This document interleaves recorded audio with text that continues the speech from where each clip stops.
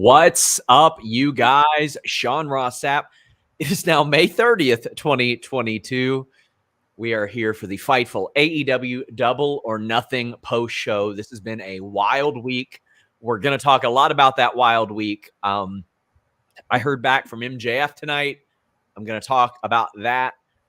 We've got Julie Cutler here, the Crown Jewels over on Instagram. She joined us on, I believe it was our Backlash prediction show and was a big hit. So we brought her back for AEW Double or Nothing. Right now, Denise, Will, Reg, and Phil are all at the AEW post-show scrum.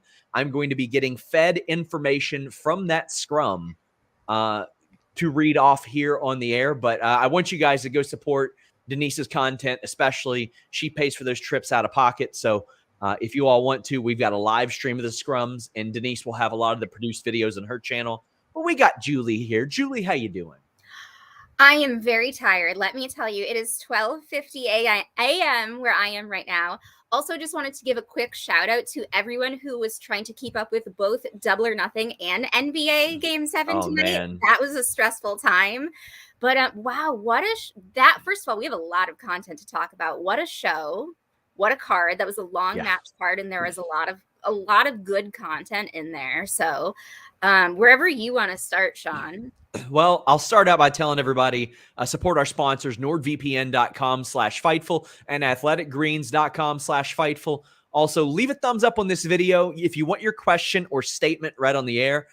If you're watching live on youtube.com/Fightful, well, first off, you're in luck. We do post shows for every show, Raw, SmackDown, NXT, AEW, Impact, pay-per-views, and the like. So hang out with us. Last week, we had interviews with RJ City and Hangman Paige that dropped. I hope you guys enjoyed that. They were a lot of fun. But you can donate a super chat to get your question or statement read on the air, or you can go over to humperchats.com. Our wonderful fella, Luis, is collecting those, and he will get to them. We read them as they are pertinent throughout the show. Obviously, there are a few subjects on this show that we'll kind of be expanding on and talking about a little bit more, but big thank you to Luis, Drew filling in for him this week as well. Be kind to our moderators, please. We would greatly appreciate it. But if you troll in the chat, we'll boot you. We don't have time for that. We cultivate a nice, friendly environment here. So please be cognizant of that, and please support our work. But we're going to start with the pre-show because I think we can kind of get through that match fairly quick, but we already have some super chats. Johan says, far from AEW's best pay-per-view. They could have cut at least an hour. Women's world title was match of the night. Punk should be champion, but taking off babyface they built for 3 years is some BS. So the runtime of the show, Julie, was a hot topic, and Tourney has been pretty protective of that in the past, saying, well, we don't have that many pay-per-views, so they're going to be longer. That's a good point. From the pre-show first match to the end was 5 hours. Personally, I don't need that. You'll have occasionally people saying, well, they've been long forever. What do you expect? I don't know. I don't think they need to be that long. There are a few matches I think could have been on Rampage or Dynamite. How did you feel about the runtime? I agree with that. I mean, for one, that is a good point. They don't have a lot of pay-per-views at this point.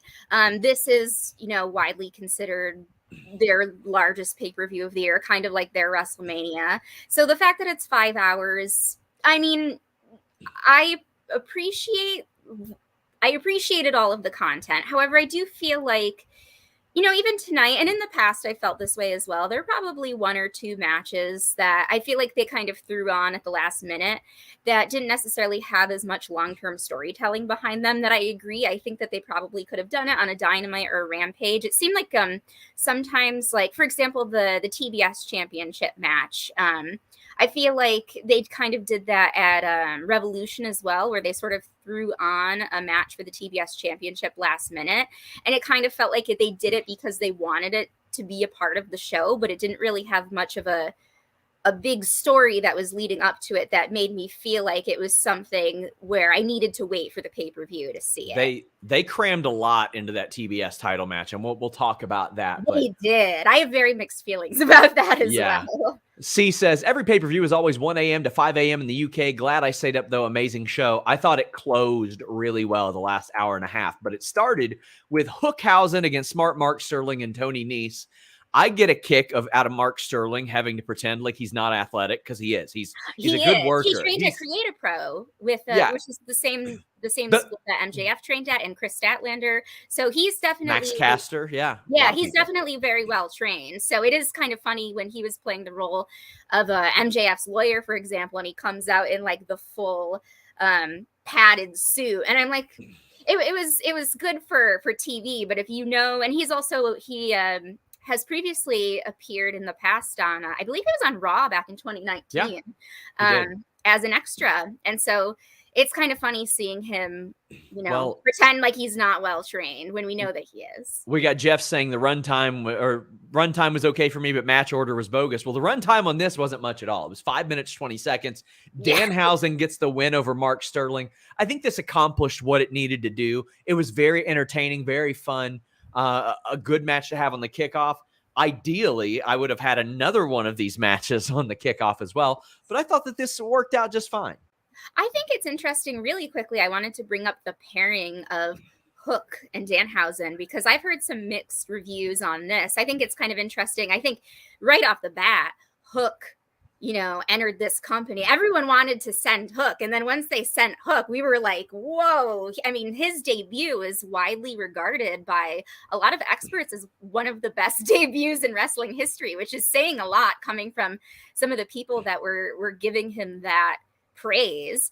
And so I think that there were some mixed opinions about kind of putting him with Danhausen, kind of like the juxtaposition between the two of them, having more of a comedy figure with someone who they were sort of pumping up to be like this sort of mute badass, won't look at his opponents, buries them in a couple of minutes. So I think it's kind of an interesting pairing that could go either way.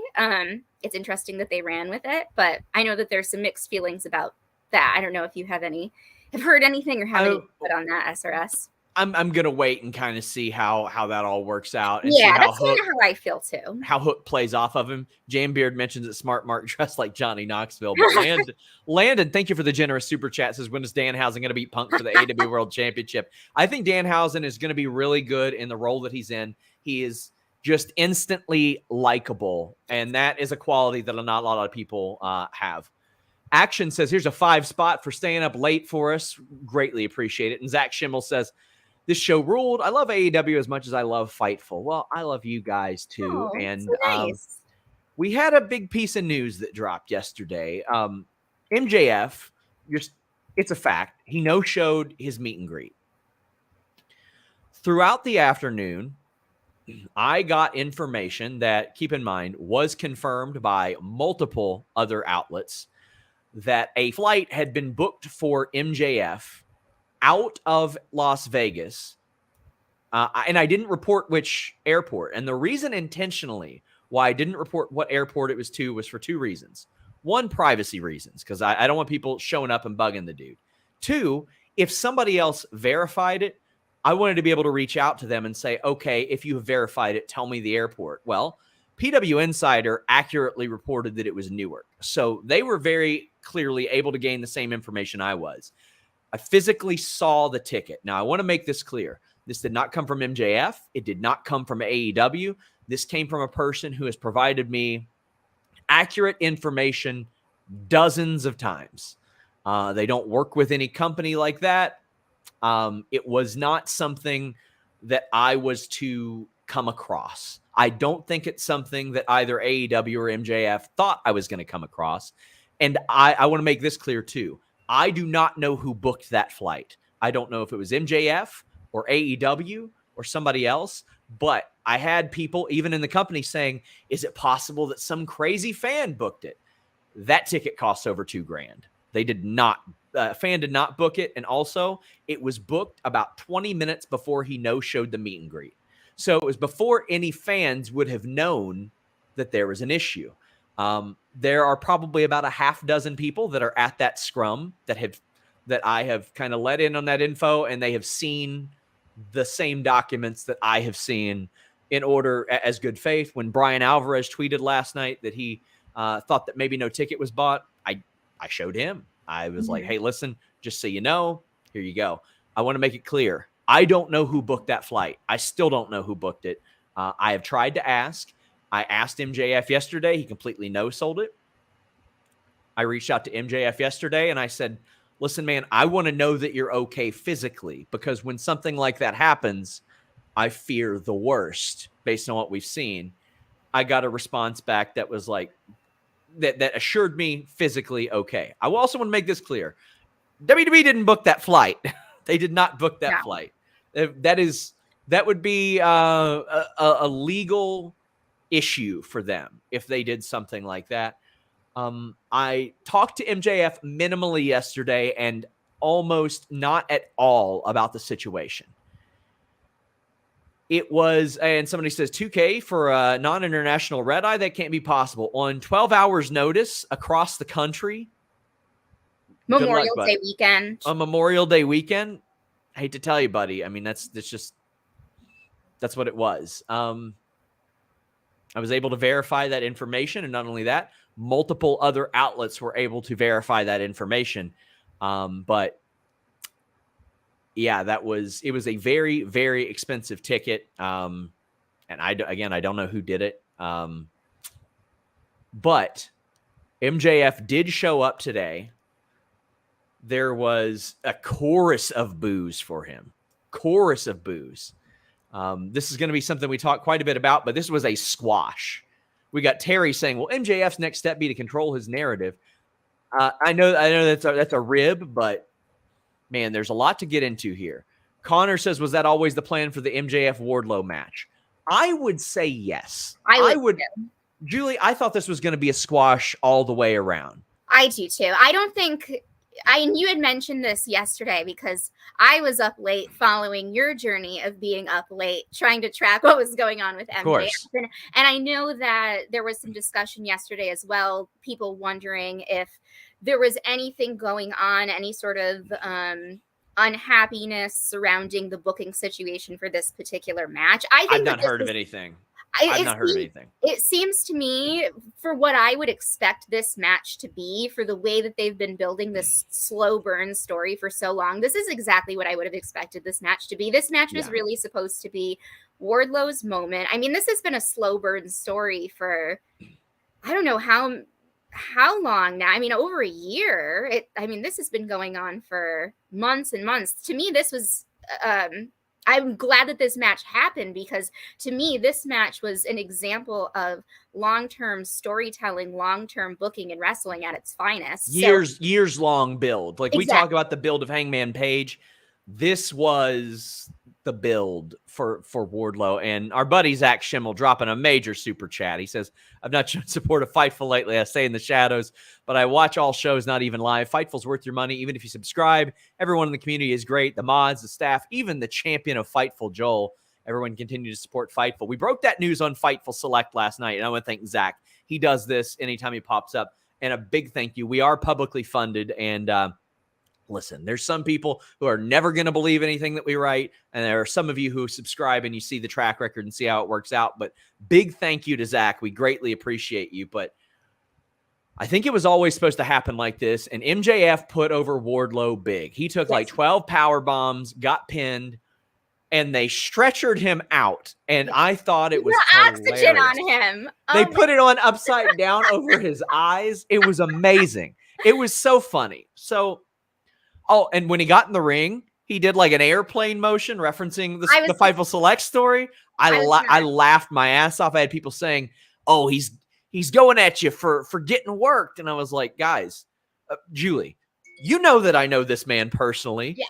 I introduced you to his father. Yes, we know Stephen Friedman person. I was like, last night, I was like, I wonder, if it's the Pagel King, like maybe he has information about what's going on. Well, I would never reach out to somebody's family member for stuff like that. But I've spoken with the man numerous times, and in a situation like this, I reach out to him, and obviously I'm like, "Hey, listen, man, I got a lot of people close to him that they're swearing, they're like, it's a work, but it's only a work from Max's side." And I said, "Well, If it's only a work from Max's side, I guarantee you AEW and Tony Khan do not consider this a work.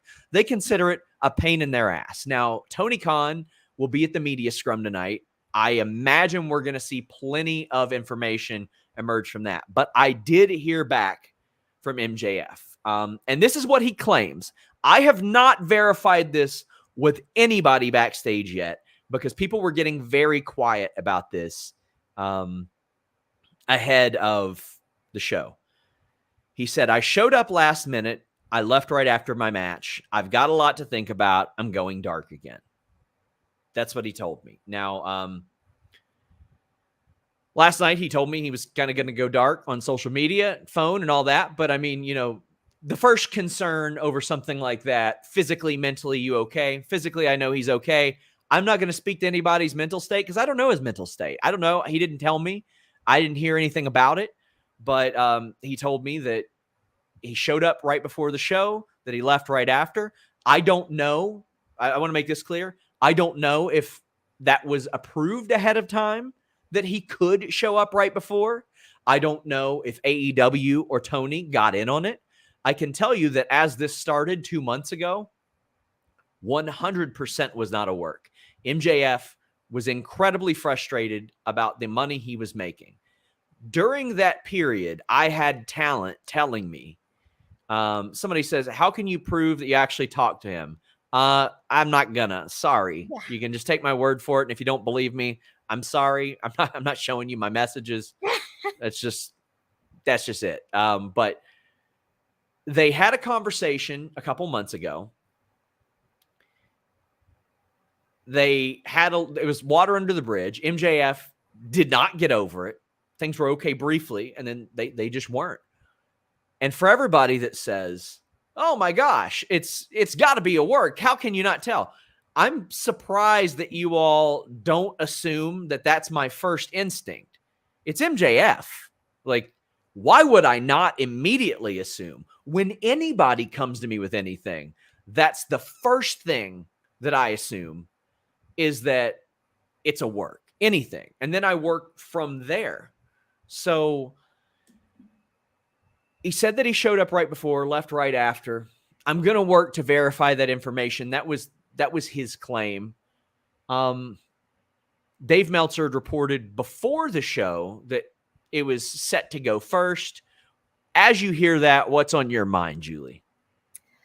Well, first of all, I was just very glad that the match was happening because, you know, with the story that you were reporting on last night and the way things had been looking on social media today, you know, I remember last night as you were reporting, there was what very well could have been a timed post by AEW that was advertising the match. And so, you know, it was very confusing because we have the information that's happening in real time versus what's being presented on social media. So there's this whole sense of, is it happening? Is it not happening?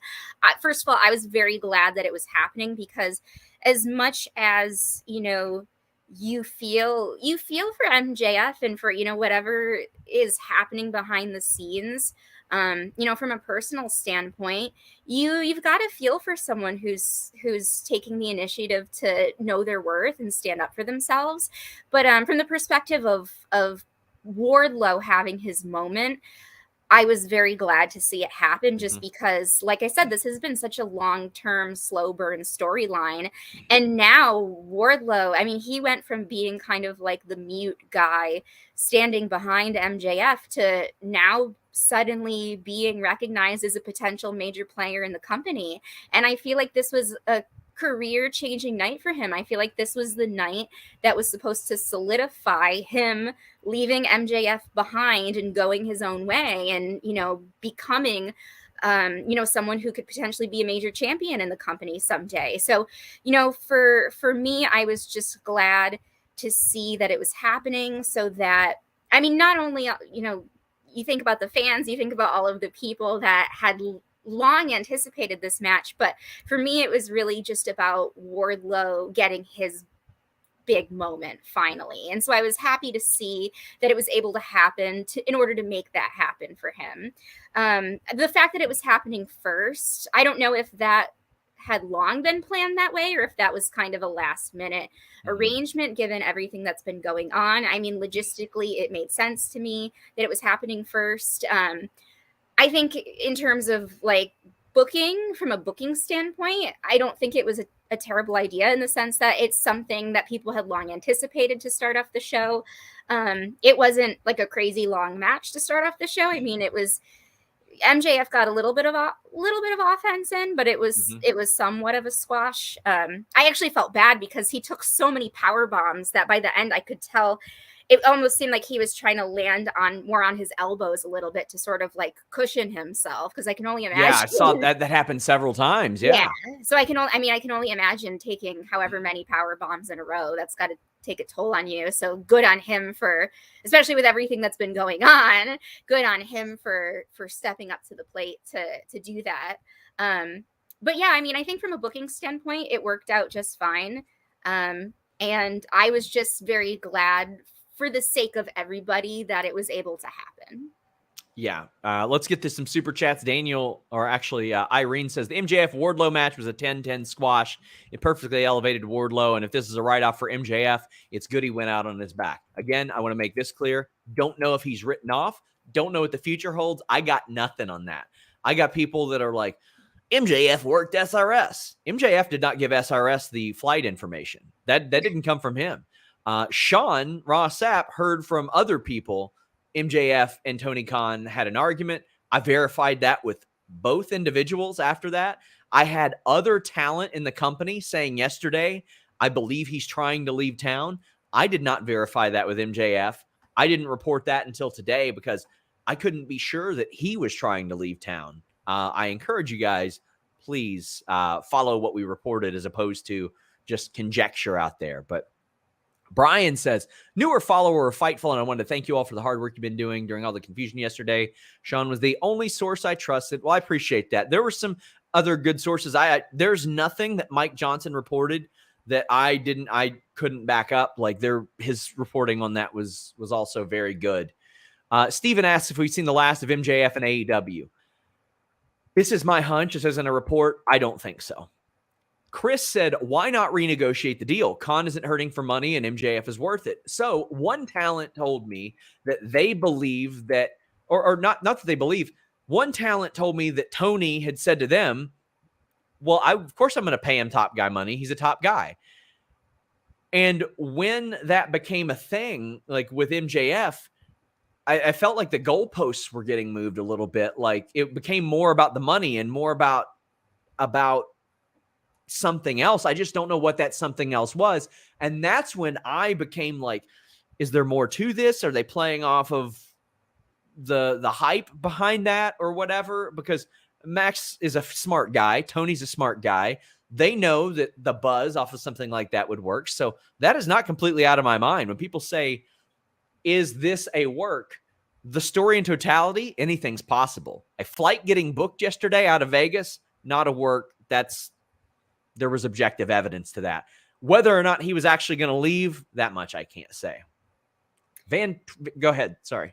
That's okay. I was just going to chime in really quickly. I do think, there's so much that happens, personal conversations, personal interactions behind the scenes that most people, you have a lot more visibility than most people do, but most people just don't have that level of visibility. And sometimes I feel like these stories that come out about, these conflicts that occur, it almost feels like a game of telephone, because I feel like, you basically get as many accurate details as possible for someone sort of coming from your perspective. Fresh off the stretcher at that. Right. And but then I feel like the more this story sort of gets relayed through the media, the more people start tweeting about it and talking about it and just kind of picking up bits and pieces, it becomes more and more misconstrued from probably what the reality actually is. I do think the smart thing is, I know we mentioned earlier, like when MJF got in the ring before his match and he's doing the airplane taunt and just some of the lines he's dropped in interviews. I mean, if anything, the fact that he is able, being the creative genius that he is, the fact that he is able to take some of this and work it into his character and kind of make it a very blurred line of what is real that I'm saying and what am I doing to just kind of poke the bear. And that's always, again, the best storytelling in wrestling is stuff that's based off of what's happening in real life. And so Exactly. the fact that he does capitalize on it a little bit to his advantage, bravo to him. Just another reason why I think he's one of the greats. Tony Khan is starting off with the media scrum with CM Punk. I'll have information as this goes along.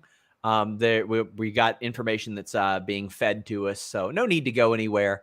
But we've got, gosh, let me scroll up and find these. We got plenty of super chats. NBA Mixed Doc says, from Chicago, now I have to go to Forbidden Door and boo Punk. No business with the belt.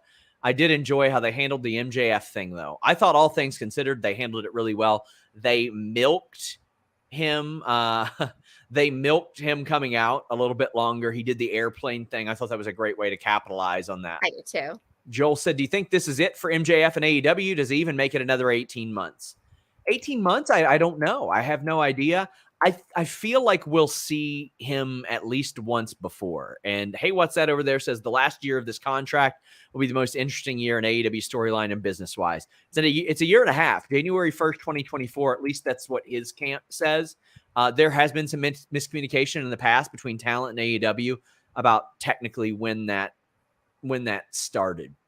I got no answer as to why he missed the Fan Fest. And again, I was shocked about that because usually he makes all of his commitments. But we've got Leo saying, if the MJF thing is work, I have him be the one that dethrones Punk.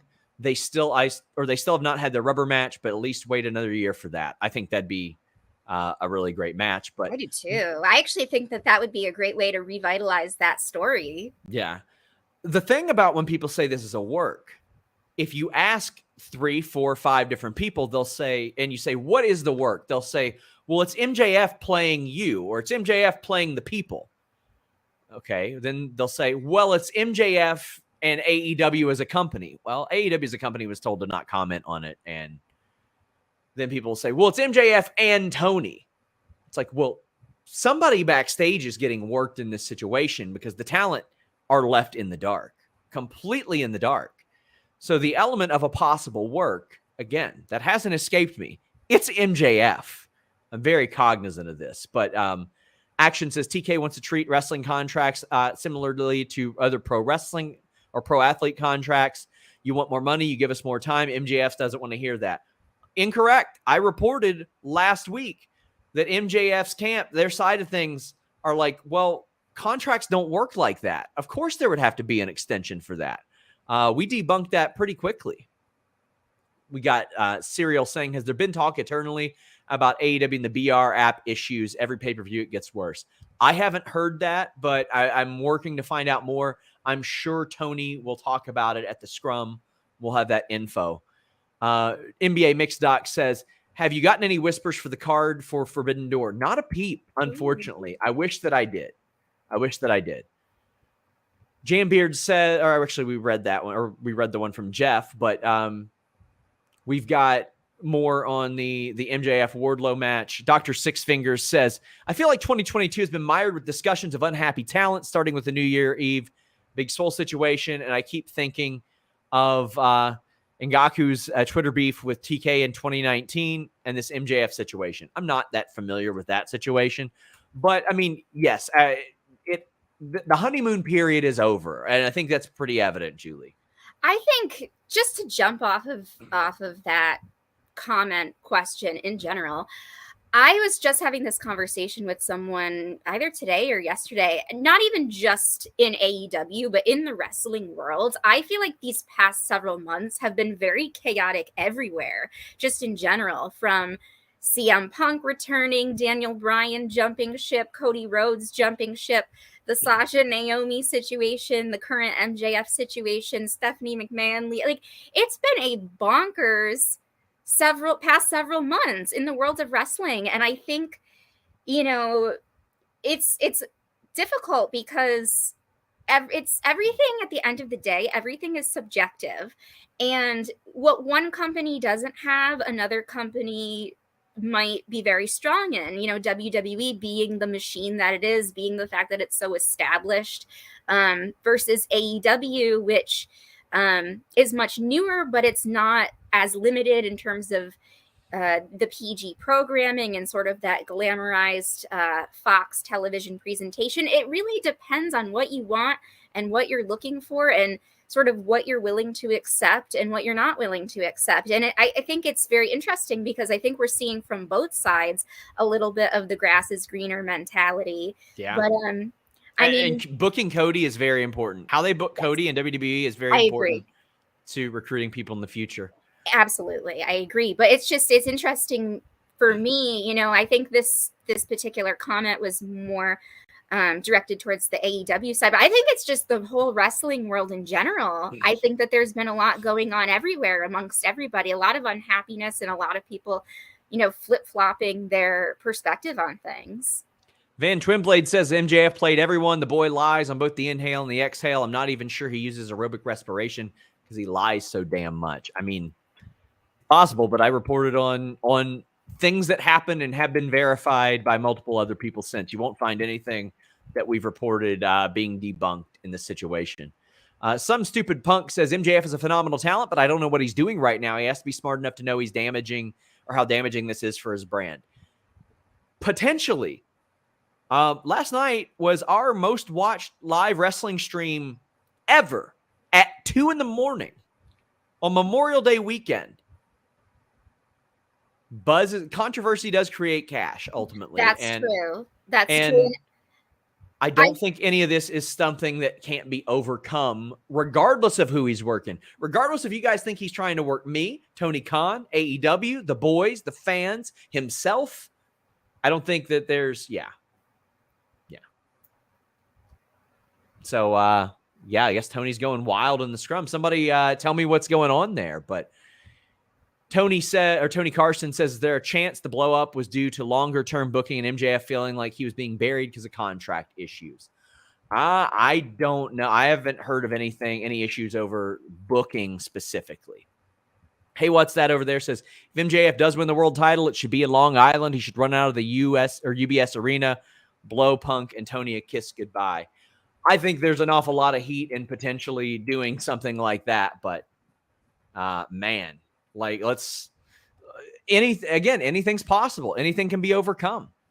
Joel Wood says, I don't think it's a work, but if it is, it's a bad look because you've worked the locker room and the fans at the meet and greet. Nobody will be able to trust anything you say. Yeah, I mean, I wouldn't work fans like that for a meet and greet that was paid for money, and I wouldn't not show up for one regardless. But beyond that, we got Blind Cito saying, Julie's new to me, but they seem pretty cool. Hi, new person. Hello, new person. Well, so, yeah. Apparently, Tony Khan's going in on Eric Bischoff saying CM Punk didn't make any money for AEW. Oh, wow. All right. And Brian Miles, we read that super chat as well. But some stupid punk says, I wanted to vent my anger over BR Live screwing up broadcast, then cutting feeds in the middle of the viewing. If you aren't on their time, the worst. It seemed like they really did fumble the bag tonight there. Jan Beard says, I feel like any matches that could have been cut from this pay-per-view on instead of TV would have been Kyle O'Reilly and Darby or ATT and Kaz, plus Sammy and Ty. Yeah. Oh, I actually loved that match. That was one of the matches I think I messaged you, SRS, and I was like, this match is a work of art. Yeah. I thought that was very entertaining. We had people saying maybe MJF is looking for a good VPN to use. Any suggestions? Yeah. NordVPN.com/Fightful is the one that I use. And I had people saying, well, you know what? It doesn't work on this thing and this thing. Change your location to Lithuania. You can do that when you change your virtual location with just one click with NordVPN.com/Fightful. Right now, you get 70% off your plan plus an additional month free and a 30-day money-back guarantee with NordVPN.com/Fightful. Block online trackers, block annoying pop-up ads, block malware on the fastest VPN in the world. You can subscribe to overseas service that allow you to get pay-per-views at a much cheaper price and helps you avoid some of those services that maybe don't work well. If you miss the WWE Network, you can subscribe to that via Canada. It is super handy. You guys are greatly going to appreciate it. Just like I do. You're going to end up saving money with the savings NordVPN provides you. I use this every single day. Check it out, nordvpn.com/Fightful. Leonza says AEW is turning into the real NXT 2.0. There's plenty of drama there, my friends. Oh, yes. Shot Kid said the show delivered overall. Maybe I'm in the minority, but didn't have a problem with the overall booking. Well, let's get through it because, man, we got a lot to talk about. We have a lot to cover. Young Bucks versus the Hardys. Caprice Coleman on commentary. I love Caprice Coleman on commentary. I thought as this match got later, it was better. Yes. But, man, the Hardys, they're showing their age. This was not the same match we saw 5 years ago. I think the thing that I struggled with this, I don't think it was a bad match by any means, but I think we've just seen so much from the Hardys and the Young Bucks, especially. I mean, the Young Bucks matches, like, you know how quick the pace is for their matches, and the Hardys being the high flyers that they've historically been, I feel like it was easy to set your expectations very, very high for this match. And so I think just with historically both teams have done, I feel like they would have had to do something really groundbreaking in order to make this like a banger. And so, I mean, I don't think it was bad. I didn't have any real issues with it other than I think kind of what you said. I think, in some cases, the Hardys are inevitably showing their age a little bit, but I didn't really have any fundamental issue with it. I just didn't think it was anything special considering what they can do, what they can produce. It looked like Jeff had issues with his boot and all that, and it kind of slowed things down there. But the Hardys get the win. I think they're marching towards a title match. I really do. Honestly, I would love to see that. I think not to jump way ahead in the card, but just to bring up Jungle Boy and Luchasaurus really quick. I think Jungle Boy especially is on another level, and that is a match that I would actually love to see. If the Hardys did pull out all of the stops for that match, I think that could be a really top tier match. We had Anna Jade Cargill. I thought this match did not hit at all. They were not on the same page. They weren't in the same book. It didn't work. Most of the headlines came after the match, but we'll talk about the match itself. Smart Mark Sterling tries to get involved. The baddies try to get involved. They're thwarted. So we'll talk more specifically the match itself before the people that popped up. I just didn't think this match hit right. And this is one I felt like could have been on Dynamite because it's the TBS title. I feel like this was one that felt like a last-minute addition because I felt like it was AEW trying to get the TBS championship. And I feel like they did this at Revolution too. I feel like it was their way of getting this championship showcased on the pay-per-view, which is a great intention. However, I just feel like there wasn't enough build up to the match to really make it worth being on the pay-per-view. I thought that the good thing, I think that Anna and Jade Cargill, Jade had a great entrance. They both had great gear. They looked like stars. That's great for the women's division. You being in show business, you want people to look like stars, and they did. I just feel like in terms of the match itself, aside from all of the run-ins, the pace was a little slow. It was just a little sloppy for me in terms of the pacing and in terms of, the ring work itself. And then the run-ins were kind of interesting because I don't mind like crazy booking. I'm one of those people where I like really chaotic booking. I think that that's kind of fun and entertaining, but this was a lot for me in terms of the run-ins. Yeah. I think it wasn't until Athena came out where I was like, okay, I'll do this one. So it went baddies. So there's 2. Smart Mark. There's 3. But then we got the debut of Stokely Hathaway. Yes. And I had people in AEW telling me they were hoping that he would kind of jump ship a while back. Like that Jade Cargill was kind of like a Stokely dream client back then, but he ended up hanging out in WWE and they wanted to keep him. WWE wanted to keep him bad. And he was like, no, it's not for me. Well, he's here and I'm so happy. I got chills. This guy is so talented. He's going to help so many people. Stokely is a major get, especially on the manager end of things, because while I love how much AEW uses managers, Jake's been hit or miss. Vicky's been a big miss. We've got a lot of people that are like Chavo. He didn't hang around. Tully isn't still there. So there's a lot more room for Stokely Hathaway now, and he is perfect with the baddies, with his personality, with his acumen, he's so good at this. I love the addition of Stokely Hathaway. I agree. I think he's a great fit for what they're doing specifically. I think for me, just with the number of run-ins, it was and coming from me, this is saying a lot, just the number of people. By the time he came out, I was just kind of like, wait a second. Like, I almost wish that they had made that a little bit more impactful in some way, as opposed to being like such a series of people. I felt like the most impactful person that they had come out was when Athena made her entrance. But I do think, generally speaking, he's going to be a great addition to what they're trying to do. And then it'll be interesting to see how they utilize Mark Sterling now that he's kind of being absolved of that role. I mean, I think that he's a creative genius in that type of role as well. And so I'm curious to see, if he sticks around, who they're going to pair him with and what he's going to do next. Athena joins AEW. I reported a while back that they had some conversations, but Daniel R says, all Stokely Hathaway thoughts, please. What's next? Oh, I think that Jade says, okay, you can still be my attorney, Mark, but he's my manager. But some stupid punk says, super glad to finally see Athena in AEW. James says, so glad she's in. Been a long time waiting, a much needed injection. And JB says, had a hell of a time with this pay-per-view. Not crazy about the title match, but after Stokely and Athena, I wasn't in a complaining mood. Also, welcome, Julie. So let's talk about Athena. It's always good when you can get a ring general like Athena.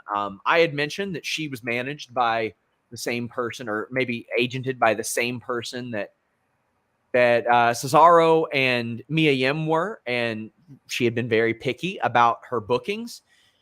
She had been wrestling 15, 30, 35-minute matches on the indies against like Thunder Rosa and Swerve and Taya Valkyrie and a lot of these talent. And then she was wrestling people like Sky Blue and Janai Kai, who weren't as experienced. So both ends of that spectrum there. I love that they brought her in. She has signed officially with the company, as has Stokely. She got the All Elite graphic. So did Stokely. Wonderful addition. You need more ring generals. I completely agree with that. And I hope that now that she is with the company, I think she's a phenomenal addition to the women's division, especially. I think any growth that they can get, any veterans that they can get in that women's division is great for the company. I really hope that the way that she is booked in the future reflects her incredible level of experience, because I think she's a really big get for them. I think she's a good fit for sort of the image that AEW has. I just felt like when she came out on stage tonight, she just looked like she belonged there. She felt like a natural there. It felt like a good fit for her. So I just really hope that moving forward, her booking, the way that they book her, I hope that they're smart about it, and I hope that it treats her well. Yeah, I'm very excited to see this match specifically. Jambeard says, get Sunny Kiss in the baddies. It needs to happen already. I would love that. Yeah, he's done a lot of things on social media with them. I feel like they've done a lot of like little TikTok videos and things like that. So I think Sunny Kiss would be a really natural fit there, and also a great way to get Sunny Kiss back on TV more. Jambeard asks if I'm surprised there was nothing from New Japan tonight, no hints or debuts or anything. Not after seeing how slammed this card was. Yeah. I would expect to see that almost immediately. But from the scrum, Punk says that he would like to face Okada, Tanahashi, or Ospreay.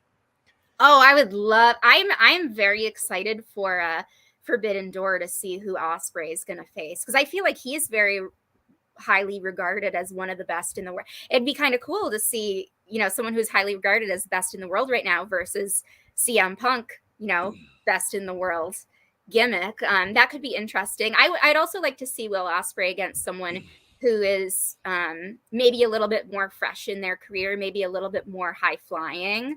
I think he's got a lot of good options.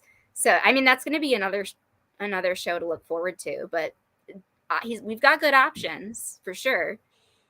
Clyde says, I truly believe MJF has worked himself into a shoot with his heel persona. He's made his griefs with his contract known to certain people. Now there's this flight, minutes from him no-showing FanFest. It was booked minutes before he no-showed FanFest. It was scheduled to fly out 11 p.m. So here's a funny story. Last night, I'm looking at the clock. I'm like, all right, 11:15. I'm about to get this info. And then I realized that flight's Pacific time. I got 3 more hours to wait. So I was like, damn it. Man, that was a hard wait too. Rob Sykes says that BR Live has been a consistent issue. They've had several issues with Revolution or Double or Nothing. I mean, ultimately they are sort of at the mercy of that platform because they've got the deal with Warner Media. Hopefully something else better happens. George says, for U.S. fans, it went long due to basketball. It built, people complaining for the sake of it. As someone from the U.K., I thought it built brilliantly. To me, if I'm them, I don't give a damn about basketball. People paid $50 for this pay-per-view. Right. We got Daniel saying the show was crazy. Championship matches were great. Stokely, Anarchy were great. The ending was a bit unexpected with no complete turn either way. Maybe FTR instead of a mixed tag. But a great, albeit long show. I think that the show really picked up the last. I do too. The last couple hours, really. But there were a couple matches kind of in the middle there that I thought were surprisingly entertaining. Some that I wasn't necessarily expecting to be. I actually really liked. I feel like the mixed tags gotten knocked a little bit. I thought that was a really fun match. That was one that really caught my attention. I was glad to see that there were a good number of women's matches on the show. I feel like the women's matches picked up in momentum as the show went along as well. So, I mean, overall, like we said, I feel like there were a couple of things that probably didn't need to be on the pay-per-view just in terms of saving time. But overall, like, I thought it was a pretty solid card, and I do think it picked up as it went along. James Stalling says Athena looked so happy. I'm glad for her. She did. She looked very happy. I feel like she looked like she belonged there when she came out, and the crowd reaction that she got too was great. Well, she looked a lot happier than Julia Black. Hart, that is. Oh, how about that one? That one? That was a moment that that match was another one kind of in the middle there that I feel like really picked up the momentum of the show. House of Black. I mean, you can't go wrong with a Death Triangle match, to be honest. I just think that they're all brilliant.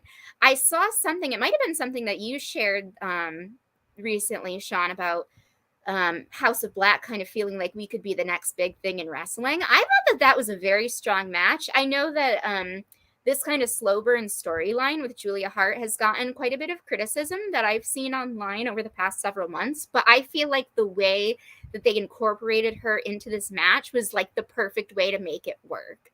I know there was a segment that they had done a couple of weeks ago where a lot of people were critiquing it online, and I almost feel like it got more harsh criticism than I really would have expected. But I feel like that was just like the chef's kiss way to sort of make it all work. Well, this match ended with the lights off, lights on.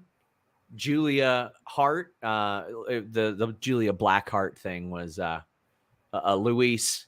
Luis deserves credit for that because he typed it in the chat and I accidentally read it and it just stuck. So there's your credit, Luis. I hope you're happy, buddy. You're getting double pay tonight, so enjoy it. But Anthony says, finally glad to see Julia with the House of Black. Wish they built to the moment better than what we got, but I'm eager to see what she adds to the group. It did build. It was the right time to do it, I think, but I feel this is another match I feel like it could have happened on Rampage. And I feel like if they put some of this stuff from this pay-per-view on Dynamite and Rampage, it would have just built the week so much. People are like, Oh my God, they couldn't have put Stokely on anything else because his non-compete was up this week. Yeah. But like Athena could have debuted. And then it's like, oh my God, here comes Julia Hart. Like, I just think that they could have done that and it hyped up and made every show feel like they couldn't miss it. But Tempo says he loved the House of Black Death Triangle Trios match. Wish it would have been better built to, including Julia Hart, had they been able to do it at Revolution like they attended. But Phoenix being injured made them push it back and beat Fuego up for a few weeks. That is another good point. Like, they couldn't have possibly predicted that horrible thing happened to Rey Fenix. I also, quick question for you, SRS, because you probably have better insight into this than I do. I don't know that Julia Hart is officially, like, if she ever got her All Elite graphic. She never did. She never did. Officially on the roster page. I don't think she's on if you go online on the AEW site, if she's on their official roster page. I'm wondering at what point, if they're going to incorporate her. I mean, they've been incorporating her into this story for quite some time, and now that she's kind of formally a part of House of Black, I kind of wonder what the contract situation is in terms of her being technically on the roster. Yeah, she doesn't have a graphic. She's not officially listed on their roster. I mean, Diamante isn't either, though, and she's been working there for 3 years. Yeah, I mean, there's a number of people that are kind of I don't know what their contract situation is, if they're kind of signed to sort of a part-time deal, because it's kind of like they're somewhat referenced as AEW professional wrestlers, but they're not on the site. They don't have the official graphic. So I'm kind of like, where is that line? When do you decide? I mean, I think Red Velvet was like that for a while too, before she sort of formally got signed. There was sort of like this in-between status that some of the talent seem to have. Daniel says we need to go back to 2 or 3 things on Rampage. I love that they jam a lot into Rampage because it feels like nonstop. I love that. I remember when Raw was 1 hour back in the 90s, and they would just cram shit in there, and I loved it. Nathan says Julie was a cheerleader but graduated and is now an evil paralegal.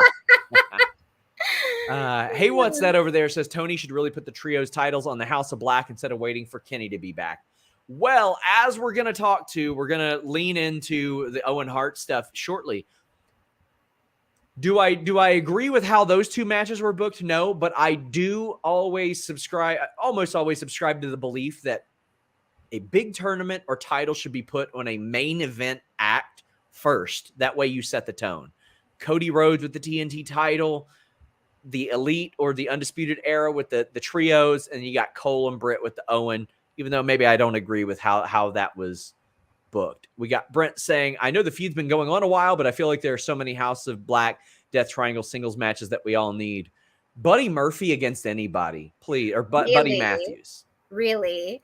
I also think, I find it so interesting. This is just a quick side note about Buddy Matthews. I find it so interesting. He has one of like the most incredible physiques that I think exists in wrestling right now. I can't believe he was a cruiserweight. I know he's mentioned that in previous interviews, that I mean, the way that he's proportioned, he has such an incredible physique, and he was on 205 Live for quite some time. So I just think he is his build is incredible.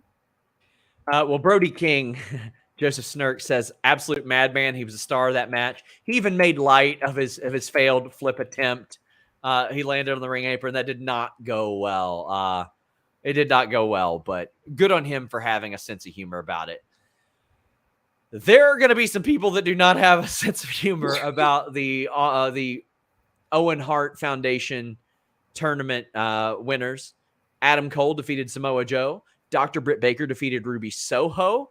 And then we got Dr. Martha Hart speaking. That was cool. We've not really seen that, and that was very cool. But Cole and Britt Baker, I had mentioned on the prediction show with Andrea Hanks, I could kind of see the couple winning this. The power couple. They came out wearing that pink and black. Neither one of these matches really blew me away, but I don't know if in the spot they were put in, they were supposed to. But still, then I feel like in this type of tournament, you should condition fans to expect like a blowout, awesome match type of thing. How did you feel about these? Because I feel like we can kind of discuss both of these. So I feel similarly for Adam Cole and Samoa Joe. I kind of have a similar feeling about this as I did with the Young Bucks and the Hardys, where I mean, you know that these guys can put on incredible matches. And so I feel like, and again, I didn't have any issue with the match that they put on. I didn't think it was bad by any means. I didn't have any problems with it. I just feel like, and again, I don't know if it was the amount of time or the place in the card. There might have been a number of factors. I just feel like in order for it to be really special, they had to really pull out something different just because they're both so talented and they've both done so much that it really takes, they could easily put on a good match. It really just takes that extra little something to make it like over the top special. For the women's match, I was a little bit more invested in the women's match just because we've seen Britt and Ruby Soho butt heads in the past. And this one I thought it was a good match. I really liked Ruby Soho. There were a couple of moments in the match that I thought were really special. Her shotgun drop kick. I love the entrances too. I loved Rancid playing her out, and then that was great. The Fozzy guitarist playing out Britt Baker. It was like an entrance battle, and I loved it. It made them both look like big stars. It did, and they both looked great. I thought Britt looked like such a star tonight. Her gear. Shout out to the AEW Glam team for absolutely slaying that look. But I liked the match that they put on. I thought they had some good moments. The only issue that I had with that match, I understand Britt winning. I was glad that the power couple got their moment to win the tournament together. I think the hard thing for me is I want Ruby Soho to have a moment too. And I feel like she hasn't quite gotten her special moment in AEW yet. And she's such a vet. She makes everybody that she wrestles with look good. And I think she deserves that special moment. The reason I wanted her to win this is because I didn't want her to fall into always the bridesmaid, never the bride. Exactly. Right now is Thunder Rosa's time with the world title. To me, the TBS title is a TBD thing. Whenever the right person comes along, I agree. You go with them. And then Britt wins this, so I don't want this to be like always the bridesmaid, never the bride. The sharpshooter looked bad too. Sharpshooters had a rough go of it tonight. I was kind of surprised by that too. It almost took me a minute. And I think part of it too is they're, trying to sell her injury in the way that she was executing it. But it almost took me a second to kind of like register what was going on, because I was like, that's a really strange execution of the sharpshooter. But then on commentary, they were kind of referencing, oh, she's having a hard time, keeping the submission on because of. So I was like, okay, well, she's trying to give Britt an out, which makes sense. But yeah, I felt the same way. I'm good with Britt winning. I just want Ruby Soho. I don't want her to get lost in the shuffle, because I feel like her coming to AEW was a really special moment. And she is so experienced. She's such a vet that she makes everybody that she performs with look really good. And I just feel like she deserves to have her time to shine. I hope that does come, sooner rather than later. And I mean, they did kind of sacrifice the possibility of women's tag titles for a while for the TBS title. Yes. So I feel like Ruby could probably have benefited there. We have Near Ravel saying, thoughts on Soho Britt? Could the outcome be changed? The reaction Soho got on Rampage. They definitely wanted Statlander to win on Rampage, and that surprised me a bit. But that surprised me too a little bit, actually. I mean, I kind of didn't think that Statlander against Britt Baker. I mean, neither matchup is totally fresh, but I feel like Chris versus Britt would have felt more repetitive to me. I think Statlander's work since she joined, since she came back, has been incredible too. I do too. I love this change for her.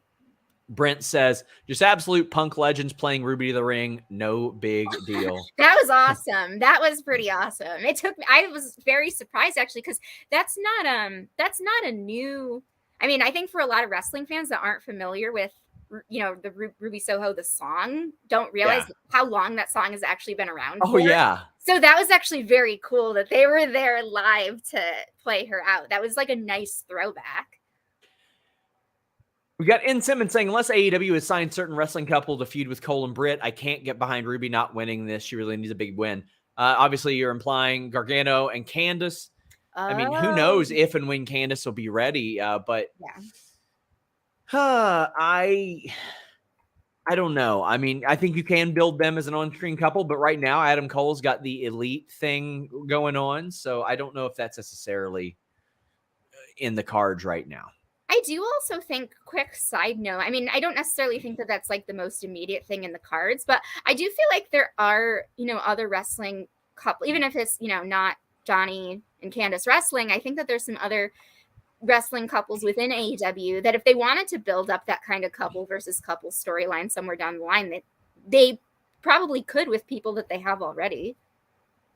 So we got some notes from the scrum. Tony Khan mentioned talking to Cody about how he was a big fan of Stokely Hathaway and he just wants him to be Stokely Hathaway, knows his work. And Jade says that Stokely is the best talker in the game and thinks that Tony Khan made a great decision with this, and said that his non-compete was up yesterday and didn't meet with him until today to make this happen. That's wild. I can tell you guys, I mean, I know a lot of people go, oh, sure. They didn't get Jeff Hardy's travel to him until the morning of his non-compete being up. Oh, wow. Just wild. Aaron Alvarado, speaking of Jeff Hardy, says, not going to lie, one of my favorite gimmicks of all time is either Antichrist Jeff or Willow, but I'm a TNA mark, but he's definitely on his last legs. As long as Jeff can stand on an item very high and lean over and just... but Daniel says, loved Adam Cole's reaction to getting the belt genuine. So that's a really great part of this. And let's read some super chats before that. Hey, what's that over there? Says Adam Cole and Britt are definitely facing Johnny and Candace next time they're in Cleveland. But Adriac says, found myself defending the Owens women booking a lot in the last few weeks, and I feel like a moron now. What a wet fart of an ending. Hated it. I can understand that, but one thing I thought was a great feel-good moment was Martha Hart out there talking. Now, for a long time, quite frankly, we got the WWE narrative about Martha Hart, like that she was this bitter woman who just didn't want to be around wrestling. As it turns out, no, she just hates WWE and didn't want her husband's legacy tied to the company that she feels may have enabled his death. And she came out and she gave this great speech, and Brent says she was so happy she danced off the stage. That was incredible. That was very emotional to see. How'd you feel about Martha popping up? I thought I wanted to jump off really quickly, just mentioning Adam Cole's reaction to getting the belt. And I felt like I saw this in Britt Baker too, because we've seen Britt Baker really lean into this heel character over, the course of the past, year and a half, these past many, many months. And, we saw at the end of her match, even her extending a hand to Ruby Soho, and just the reactions from both of them when they were up on the stage with Martha Hart. You could tell that it was kind of a moment for everyone to step back a little bit out of character and just kind of give Martha her moment and really be present and be appreciative of what was happening with them in that current moment. And so it was really nice to be able to see the interaction with Martha and Tony as well. It seemed like they were having a really, emotional, genuine interaction there. You can tell how proud Tony was that this came together. Like he was very clearly very proud of that. Yes. And I think you could see that, with everyone. I think, it was kind of a second for everyone to step a little bit out of kayfabe and just, give her moment to talk about her husband and to honor her husband. And I'm excited to see how this relationship continues to unfold in the future, because this is something that we haven't, really seen in the wrestling world in many years until this relationship between the Hart family and AEW was established. And so it's, good to see, this honor go in the hands of good talent this first time around. And sky's the limit from here. I'm just really wishing that Ruby would have had that moment. But Ryan says, my only criticism of tonight is the tournament and lack of celebration of Owen himself. Keep up the good work, guys. I thought that Martha's speech was pretty good, and that helped out an awful lot. That was Yes, that I was was glad a that good they moment. gave her that opportunity to talk and really explain the significance of Yeah. what was happening. That was very well done on AEW's part. Nathan says, unfortunately, this will be the last AEW pay-per-view I will have ordered. The normal 4-hour pay-per-view is too long to begin with, but 4.5 is outrageous. Understandable.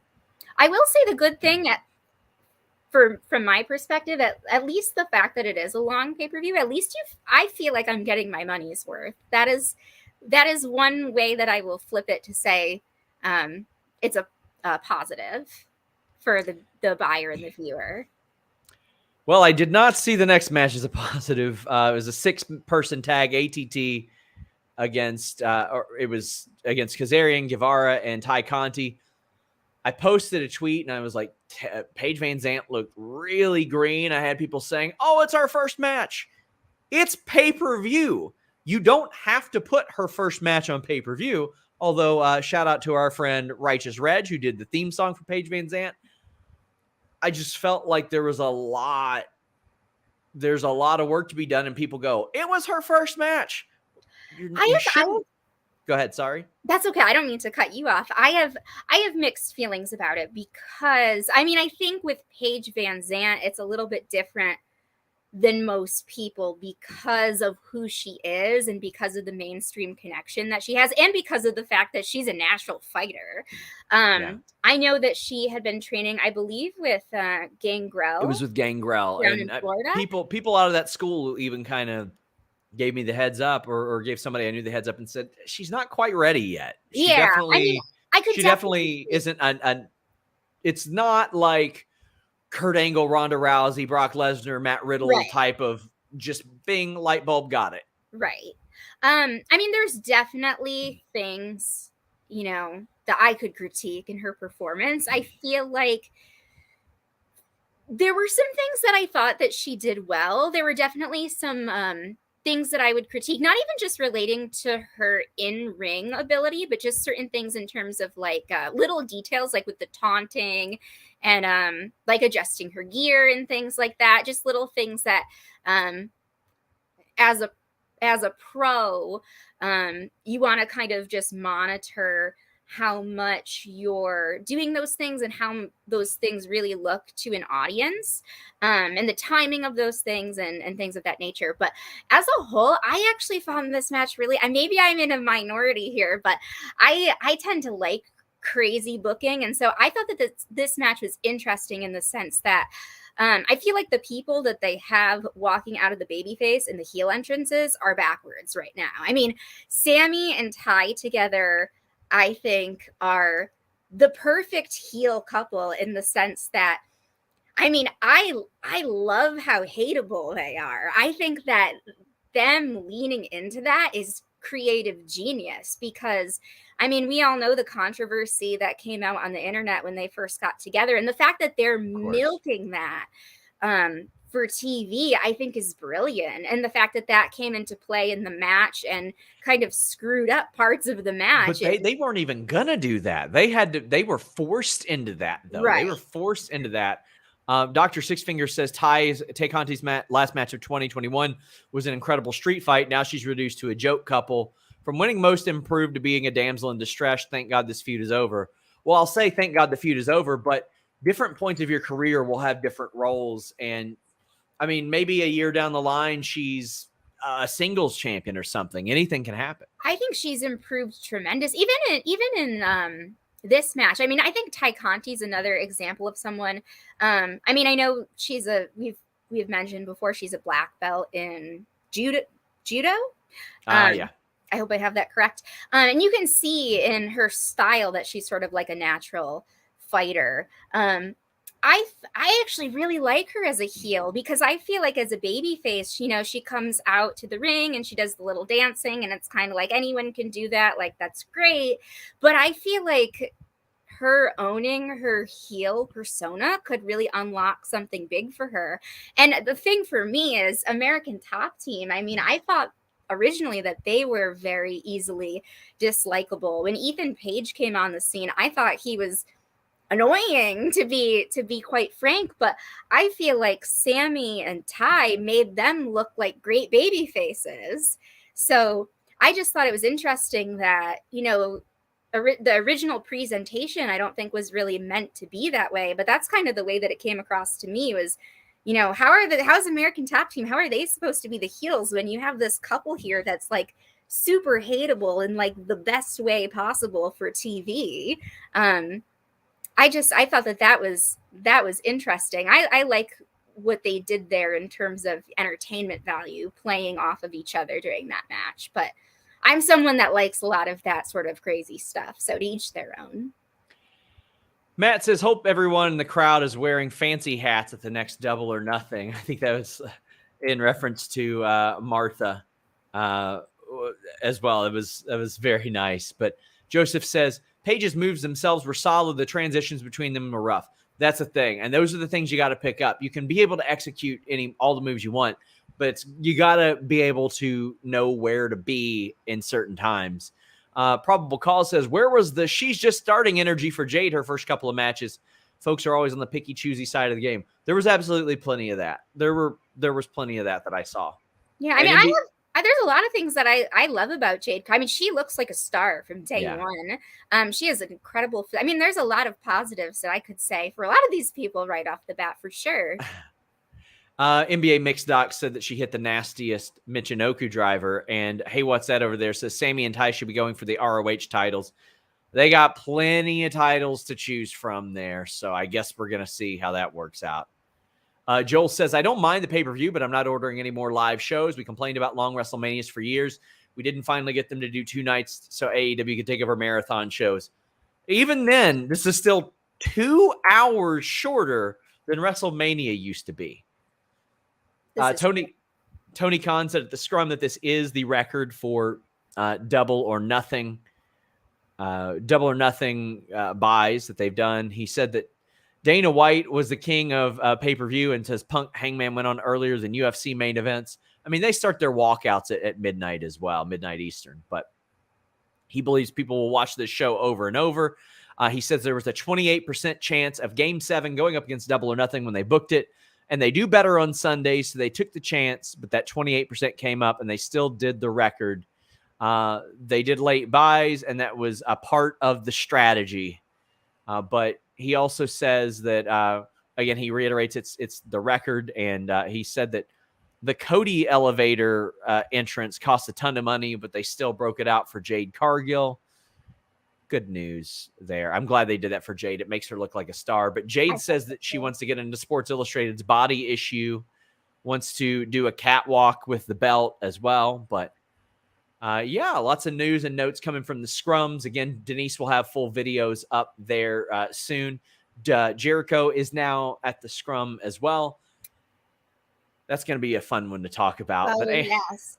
Oh my God, Anarchy in the arena. I don't even know where SRS. I was going to let you take the lead on this one because we'll get to it. We still got a couple. Oh my goodness. We still got a couple to talk about now. Anthony says, good pay-per-view. Some things I really enjoyed. Other stuff I didn't like, but I'll say the pay-per-view was way too long and probably could have done without some of the matches. I agree. But we could do with your super chats and humper chats. Super chats, if you're watching live on youtube.com/Fightful. You can get your question or statement read on the air. You can also head over to humperchats.com. The benefit of humperchats.com, besides its awesome name, is that you can leave them before the show goes on the air. You can leave them in the morning, whatever it may be. And get your question or statement in. But we got James Barris saying TK seemed really riled up at the press scrum.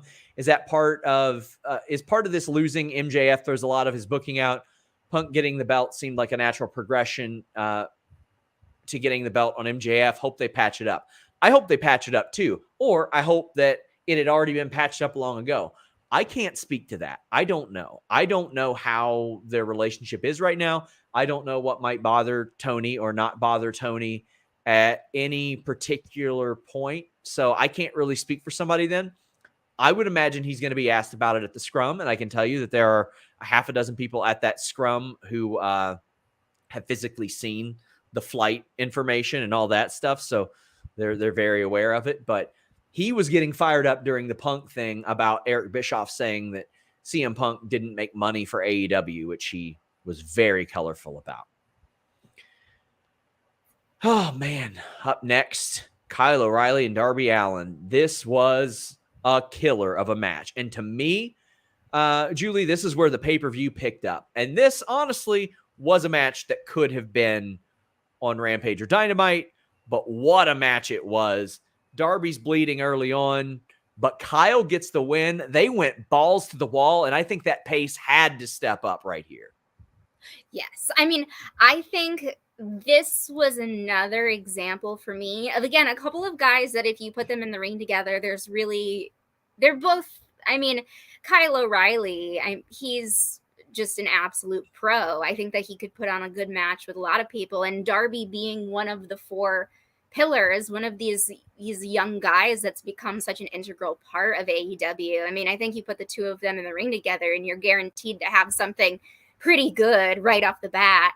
I agree with what you said. I think that they both really pulled out all the stops for this match.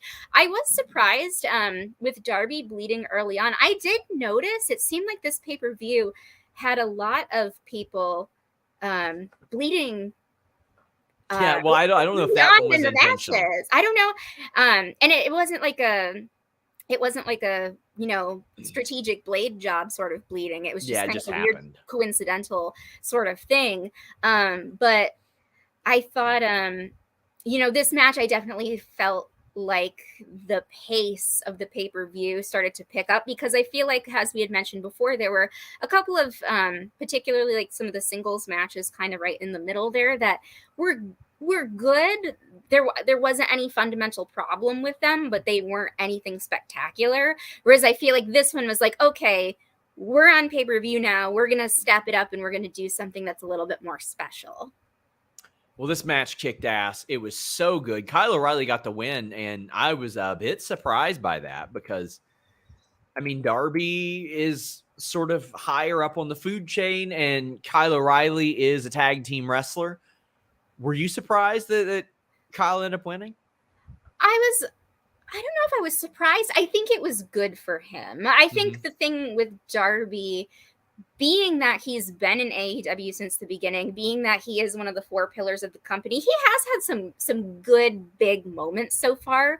And I think the thing with Kyle O'Reilly is, I think this was a good moment for him to look special as a singles wrestler and not get too lost in being part of a tag team. I think that this was a good opportunity, especially because he's newer to the company and, showing up, everybody knows him from, mostly, I mean, you might know his work from years beforehand, but, most people are going to know him from the Undisputed Era. So I feel like this is a good opportunity to give him a moment and not allow him to get too lost in like the tag team shuffle, especially behind guys like Adam Cole, who has had more singles opportunities. And then obviously he had his big win tonight. It's, with the amount of experience that he has, I think it was just good to kind of let him break out a little bit from getting lost in the shuffle. Thought this worked out extremely well. Z Lifestyle says, Sean, thank you for the great work keeping on the pulse of the MJF chaos last month. Us Real Wrestling News Junkies appreciate you. Julie, great job with the hot takes. Celtics to the finals. I mean,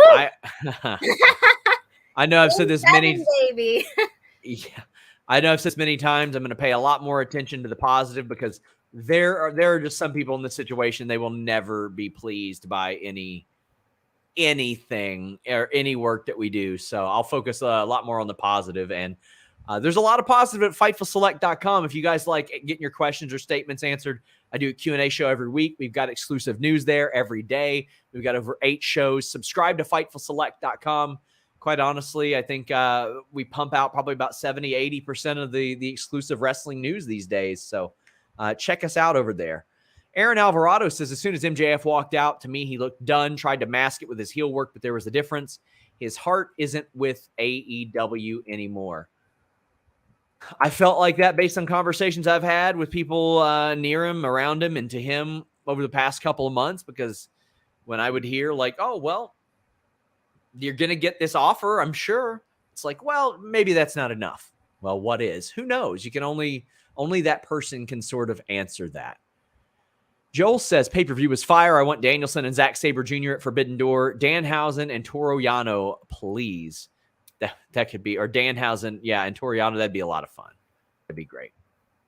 Hey, what's that over there? Says Darby's biggest moment will come when AEW debuts in Seattle.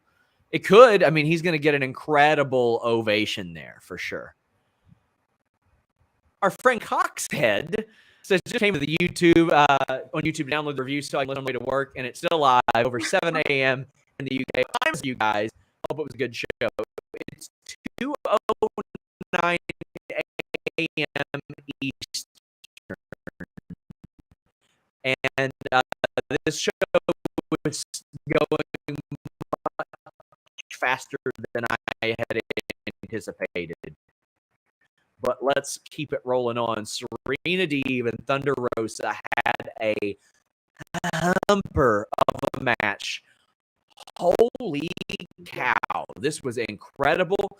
This was a clinic. This is one of the best title matches, especially when you had. I was about to say the pacing of the match, the way in each other. I mean, they're both just veterans, absolute pros. And that came through from the very first lockup between the two of them. Just the pace that they kept, the way in which they would counter each other's moves and escape each other's moves. They were just absolute technicians in there.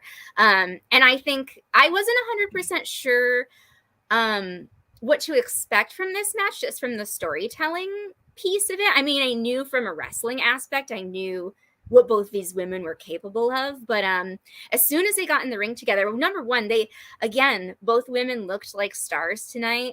The gear and the way that they presented themselves, I thought was a great look for the women's division. And man, Serena Deeb, she is just number one. She's absolutely jacked. And number two, she is just a technician in there. Oh my goodness. I mean, the beginning, the submission moves that that they did kind of a sequence at the beginning of the match of submission holds, and just her strength for being Rosa and Deeb always have intent with their strikes, with their submissions, with their transitions. It always seems like they're trying to either hurt the person or win. Exactly. It's clean. Like, I think some people who are newer in the business, I think sometimes you can kind of tell that they struggle with their pacing or just with their placement of their bodies in certain sequences. And the two of them absolutely know exactly where they're going to be at every second. And you can see that. And having the two of them together, both on that level, working together, was just absolute gold. Loved it. Guys, we see the lag. We know that there's lag there. Spamming the chat doesn't help. We're very aware. Refresh the feed. It should be fine. We're doing what we can, but there's not a lot of information or not a lot we can do to fix it. Aaron says they finally did the Julia Hart turn. I can rest. Well, hey, what's that over there? Says after this match, I'd love to see Rosa versus Banks or Rosa versus anyone from Stardom at Forbidden Door. Well, you ain't getting Banks. I'm sorry, unfortunately. I don't think Stardom is slated to be a part of Forbidden Door. JB Love says Rosa and Deeb put on an international wrestling women's clinic. It was incredible. I think so too. Good for AEW, because that elevated the whole women's division. That took the women's division to the next level, that showing. And this match was just so good. Just so good. And it was the kind of match that they needed to have after a lot of the bad promos that led up to this. I wish the build would have been a lot better, but this match absolutely delivered. They absolutely killed it. This is one of the best women's titles matches ever. Thunder Rosa needed to have this type of match, because if you don't immediately step in and start having crazy promos, matches, etc., people will start to declare your reign like just as a failure. And I think that this was the kind of match that they needed to have. It was very important. I think so too. Brian Bayless says, has MJF ever asked for his release? I've never been told that, but I don't know that for sure. Who do you see Thunder Rosa moving on to next? Oh, that's a good question. I'm trying to think of who is in the women's division right now, who's sort of top tier, who could use, like, who would be a believable contender to be champion. I mean, Chris Statlander with her new, but she just lost. Yeah, that's the thing. I also feel like I need to see the ranking. I feel like I need to see the rankings in order to maybe get some ideas. But, I mean, Serena's 1, Nyla's 2. Nyla just had her match. Anna Jay is 3, and they just lost their match. Toni Storm is 4, and she just got beat by Britt. Yeah. And then Chris. So I feel like they should do like a battle royal or some sort of thing to determine that. I was going to say, I mean, I feel like the people that I'm interested in seeing, Chris Statlander with sort of her new look, new persona, she's killing it just in terms of this presentation. I think that this is going to help take her to the next level. Toni Storm being relative. I want to see Toni Storm do so much. Oh my goodness. I mean, Toni Storm and Thunder Rosa, that would be a lot of fun. Ruby Soho getting a moment eventually would be great. Athena is in the mix now. I don't know if they're going to, how, quickly they're going to push her into either of these title pictures. I mean, I guess right now, they're probably pushing her more towards Jade Cargill and the baddies and doing something there. But, there's a handful of people that, just from the perspective of a fan, I'm like, I would love to see them have a match. Let's go. Joel Wood says, just saw Tony Scrum comments as the executive of a pro wrestling company. Now imagine Nick Khan gets up on a media call and goes off like this, or Vince. I know he's fired up, but that's a lot. Joel, imagine Vince McMahon gets on TV and drops an N-bomb, because that's happened in the past. For people like this, it is what they deem professional. And if they set the standards for professionalism and Warner Discovery don't have an issue, well, there you go. Hey, what's that over there? Says maybe Deanna or in a perfect way, Smiley Kylie Ray.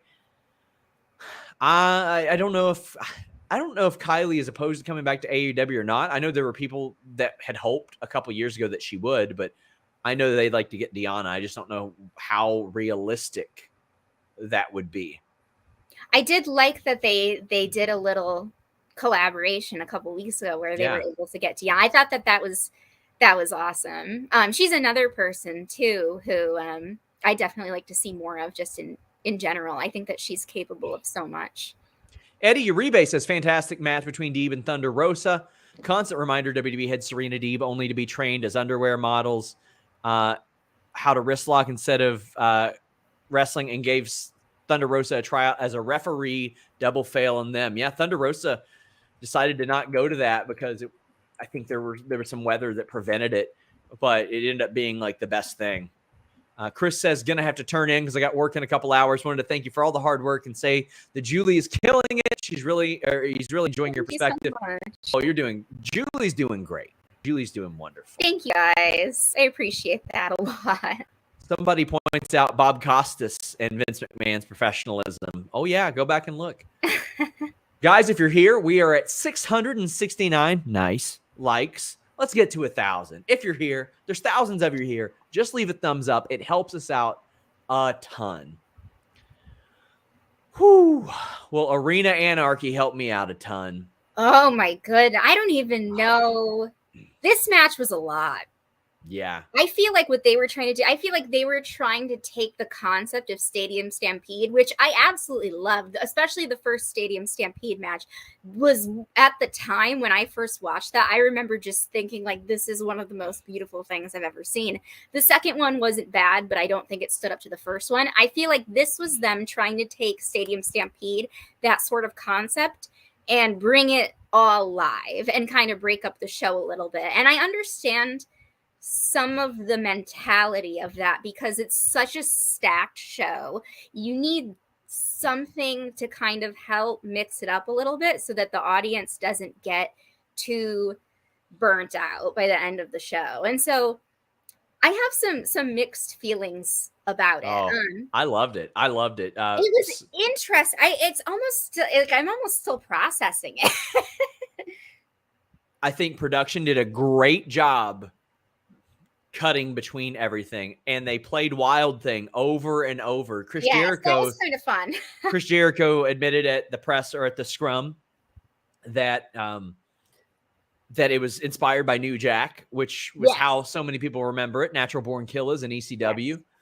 Yes. Jericho also said that he's changed his diet for some health reasons that he'll get into one day. But he talked about his physical transformation. And he said that this stable started when Eddie Kingston said something about, if you want sports entertainment, go up the road. And it got a big boo. And he was like, okay. He called Matt Menard one of the best characters in AEW as well. And he says that a lot of the things that get over with him are things that are kind of spur of the moment. And so much of this felt like it could be spur of the moment, but then so much of it felt planned. There were so many big spots. There were people blading everywhere, but it was the music. Everybody was there about the music. We got people. Hold on. We got Amir saying Wild Thing played all the way through it. Brent Lockman says the crowd reaction when Wild Thing got cut off made my night. Seemed like they wanted it to go all night. Jericho pulled the aux cord out. I thought that was clever because, they kind of were starting to do the New Jack thing where like the music's playing throughout the entire match. And then there got to be a point of like, okay, well, how long are they really going to keep this music playing for? Like, depending on how long this match is really going to go, are they going to be playing this music the entire time? And so I almost feel like Jericho pulling the aux was like the perfect way to sort of cut off the music to not allow it to be overkill while also integrating it as part of the match. I thought that was a very clever way of doing that. I also wanted to point out this is the first time that I can recall ever seeing mustard used as a weapon. Perhaps like pizza cutters, who cares? Mustard? Pizza cutters, who cares? Mustard, no way. I just thought that was really interesting. When Eddie Kingston, I think it was like right around the time that he was like in the merch area and his shirt is covered in blood and mustard. I was like, I think this is the first time I've ever seen this in a match. And it was just there was so much happening all over the place. And I do think you made a good point, actually giving props to the production team for the way that they covered that, because that was a lot to cover. And considering where AEW started a couple years ago, being a brand new company and kind of having to figure out that whole production piece, I think that just shows that they have come such a long way and being able to capture that so well. What did you think about the ending of the match with the taking apart of the ring? Oh, well, first off, I was shocked. That they got it put together quickly. Also, sorry, not to change the subject. Tony Khan was asked about MJF and has said that he is not going to comment on the MJF situation. I got a tweet about that. Zach Schimmel says, if we get to 1K likes, I'll need another viewers. Don't let that happen because they don't fight. Prove me wrong. Hey, guys, don't make me beg. Thumbs up, please.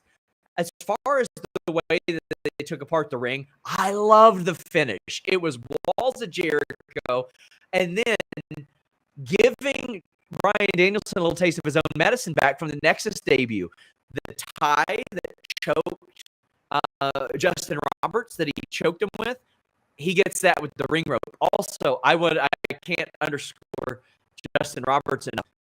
Going, shit's about to hit the fan. Oh my God, I couldn't believe that he said that. I thought he was so right. Hilarious. He was right.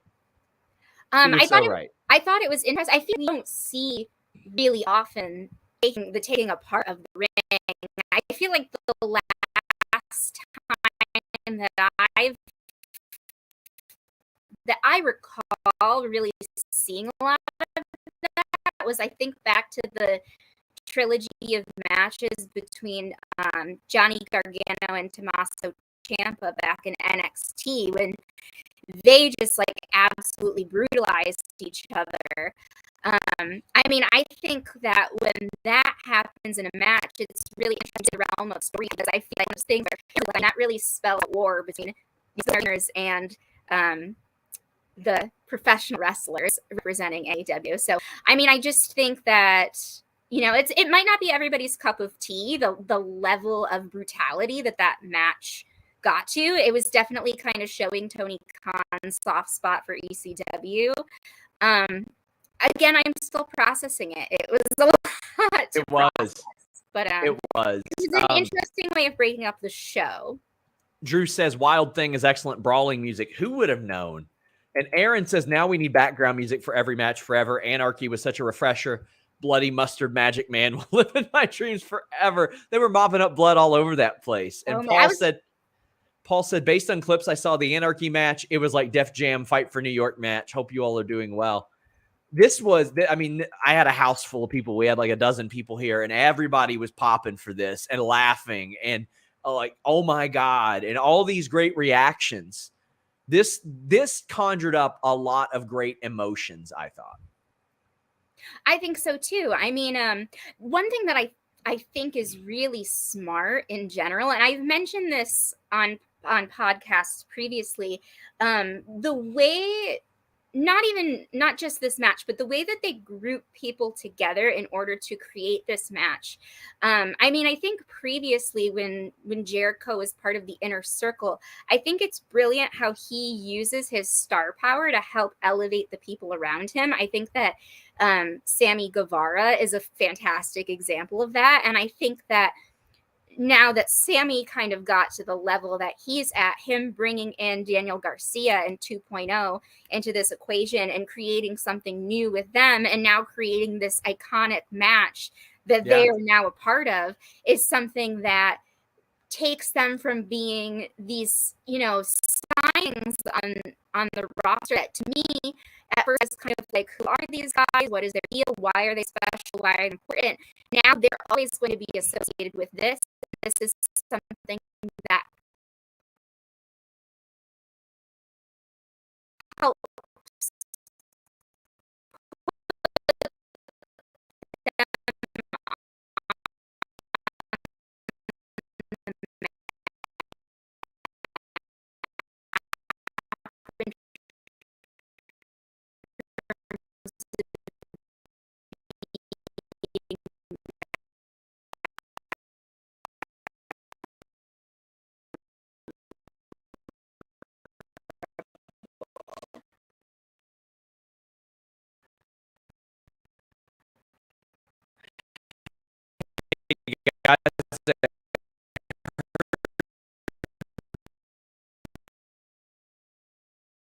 leaving us a thumbs up on this video help fight the lag. Probably not, but Near Ravel says, I want to thank you for all the professional work you do. Started watching yesterday due to MJF, and now I'm hooked. Well, we got content today, and we got Old Network, we got someone to make it.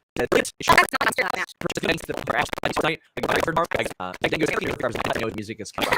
Great. Andrew says that was at least $30 in gas. The whole budget was blown on that little can of gas in this economy, Julie. I know. The gas prices literally went up before my eyes the other day. It's wild. Yeah, I've seen it go from it's literally obscene. On the screen going up. Yeah, it's obscene. It's obscene, guys. Again, I am aware of the lag. I'm sorry. Nothing I can do about it. Just nothing I can do about it. We're working on it. We'll have full audio up. But listen, you can also watch on Twitter. I'll let you guys know that. You can also watch on Twitter. There you go. We've got it live streaming a number of ways. Facebook, a number of Twitter accounts. So there you go. Somebody says, you might want to pause for a minute. We're just going to sit here and look at each other. Ain't going to happen. N. Simmons says, I love that ending. The storyline's clearly being set up. Eddie looking like a zombie, costing the team the match. So I loved it that it led to Eddie and Danielson having these issues as well. They ended up fighting each other. I thought that was a great approach. And Nerdrew said the second half of the show ruled so much. Rosa Deeb, Anarchy was my favorite. Wild Thing, BCC and Co.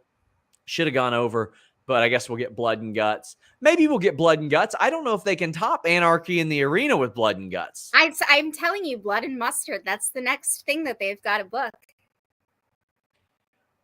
We also have J. Adam B. Farm saying, What Brian Danielson do you prefer? The Justin Roberts tie neck choke or the Jake Hager turnbuckle fish hook? I like the Justin Roberts tie choke, but I loved that Jake Hager finish. I thought it was really when I saw him going for the turnbuckle spot, I actually reacted out loud as I saw it. I'm gonna have to say that one just because when I saw him doing that, I actually physically reacted to it in real time. So a reminder, guys, for those of you who are having trouble with the stream on YouTube, we are on Twitter and Facebook, or Factbook, as I accidentally spelled it right there.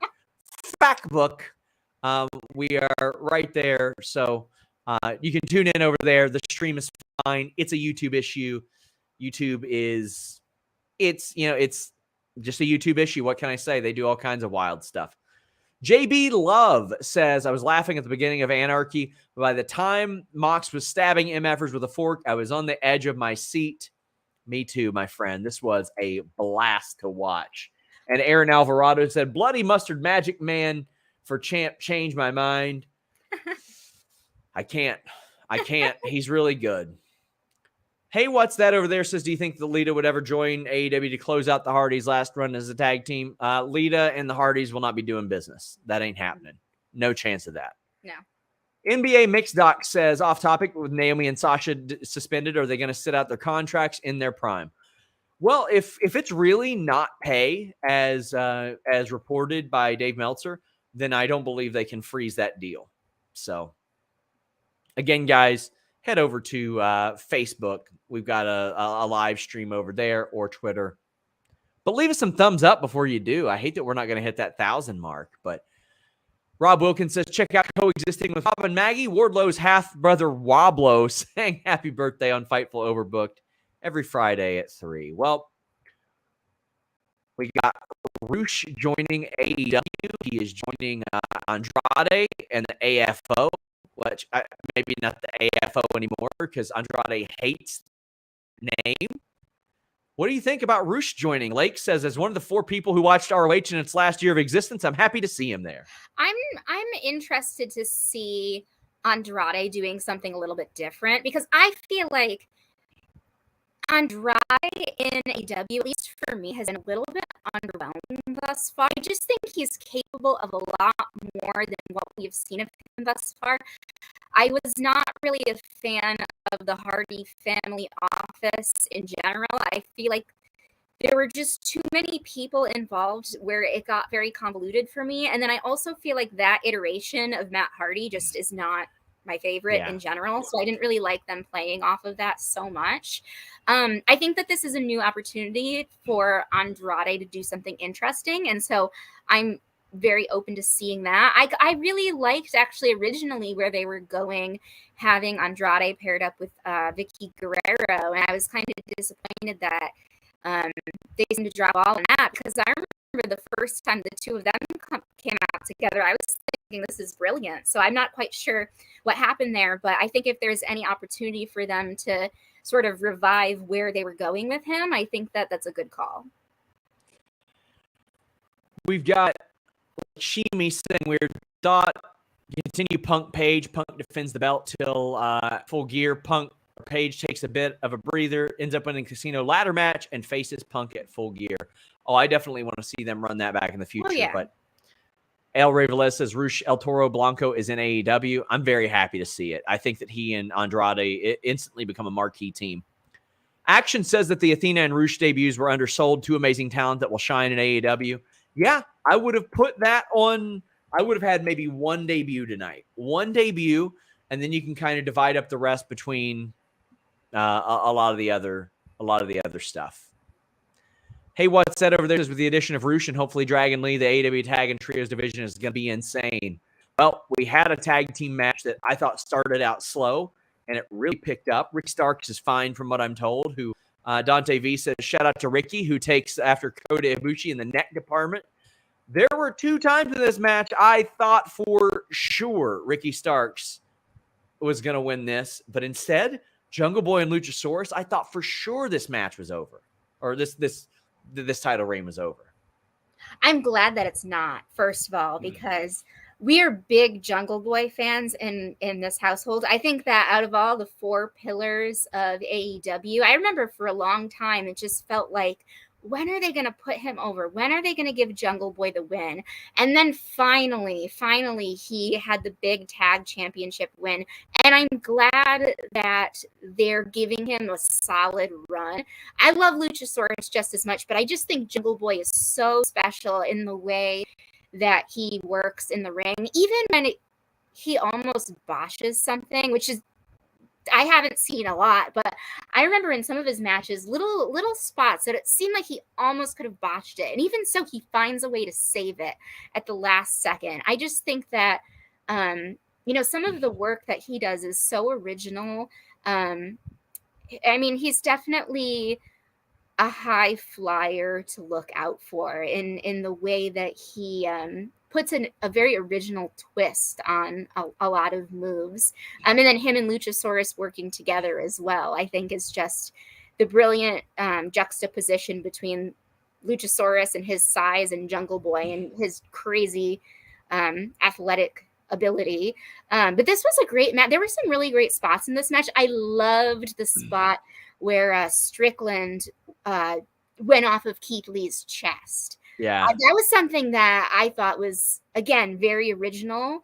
And the way that they executed it, it was interesting because I feel like in the 6-man tag with House of Black and Death Triangle, there were a lot of dives. Some of the dives were great, but there were just so many. There were some that just didn't land quite right, and commentary always finds a way to sell it off, but you can kind of see it.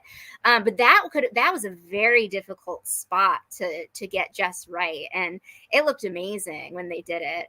And I really I liked the pairing with Strickland and Keith Lee. I thought that just jumping off of that spot that I mentioned, they complemented each other quite well. Ricky Starks and Powerhouse Hobbs had a really good showing, especially Ricky Starks. Yeah. He was amazing. I thought charismatic. Yeah. To push him to the moon. The little spot that he did where he was walking on the rope and he was kind of going a little bit longer than people normally do. And it was like, okay, like he's confident, he's showing off. And then, he ended up falling and the rope was in his groin, inevitably. But that was a great little spot. Just the way that he was working that charisma as he was walking the top rope was fantastic. That was a match that everyone really showed up for. And I also think that the placement in the card was smart in that it was later in the show, but it was like something that really kept everybody energized. It's hard when you're that late in the card in such a long show, but I felt like they really nailed it in getting the crowd invested. Zach Schimmel says, hear me out. FTR is ranked 1. Let FTR be the new belt collectors. They really are still hot as a tag team and could pull out a good story. I would agree.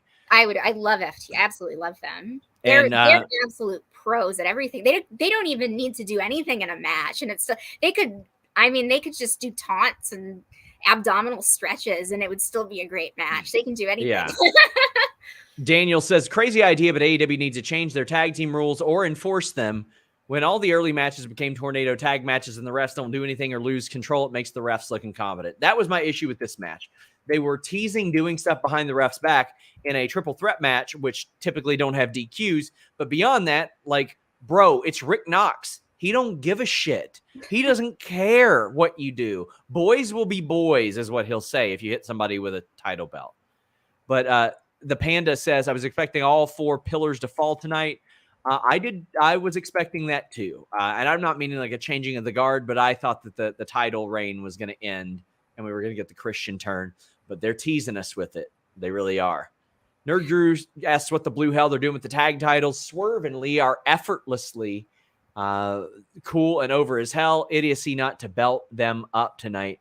I mean, I get it. They've only been teaming for a month and a half, so could be a bit quick, but that's how they got around them contending for the titles, was they got challenged by the champions so they could kind of skip the line. Probable Cause says, forgot to do that way earlier, but I wanted you guys to have your cut.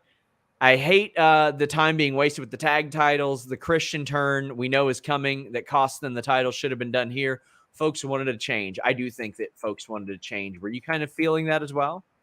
Well, I was a little bit surprised. I was kind of noticing there were a couple of moments tonight where they had baby faces doing kind of heelish stuff. And I feel like Christian was a good example of that, just in some of the interferences that he made in the match, because it's like you want to protect your team and you want to ensure that they get the W. But usually as a baby face, I feel like there's certain ways that you don't interfere because you're typically the one that's more so playing by the rules. I also thought this is just way quickly jumping back to a different match, but the usage of the crutch by Anna Jay in the TBS championship match was a little bit odd. I was like, that's I mean, when you're trying to overcome Jade Cargill. When you're trying to overcome Jade Cargill, I can see, you got to do what you got to do. But I always just kind of question the storytelling a little bit when I see baby faces doing heelish stuff, and that's not necessarily the intention long term. We've got Dante Martin announcing he's going to challenge for the TNT title. That's pretty cool. I'm for it. Lord Zypher says, not too surprised.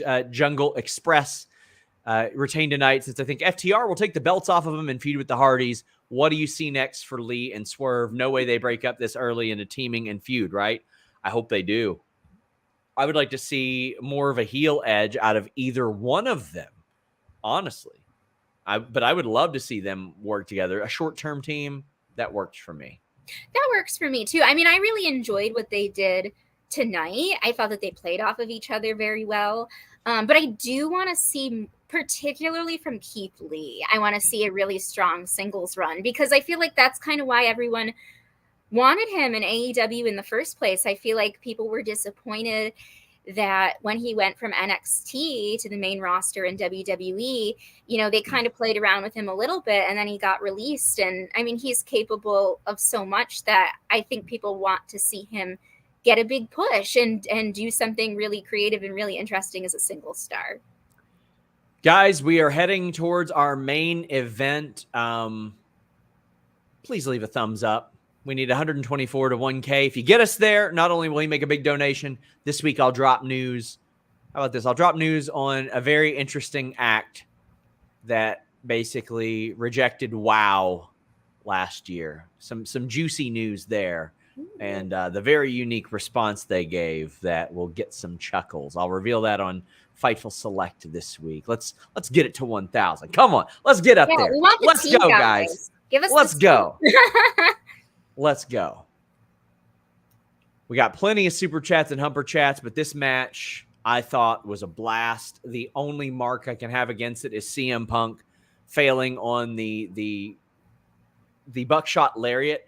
And he failed on it twice, but I thought the way that they handled it the first time was perfect. Yes, Hangman, I agree with that. Hangman grabs him, teases the GTS, and then he gets down. But then he goes for it again, and he can't quite get it over. Punk says that he's got it every time he's tried it, and he'll be kicking himself for a while after that. But this match was so good. The crowd went back and forth. It started off heavy into Punk. Then after he failed with the lariat, they turned on him. And I was noticing that too. I was like, did Punk just turn heel?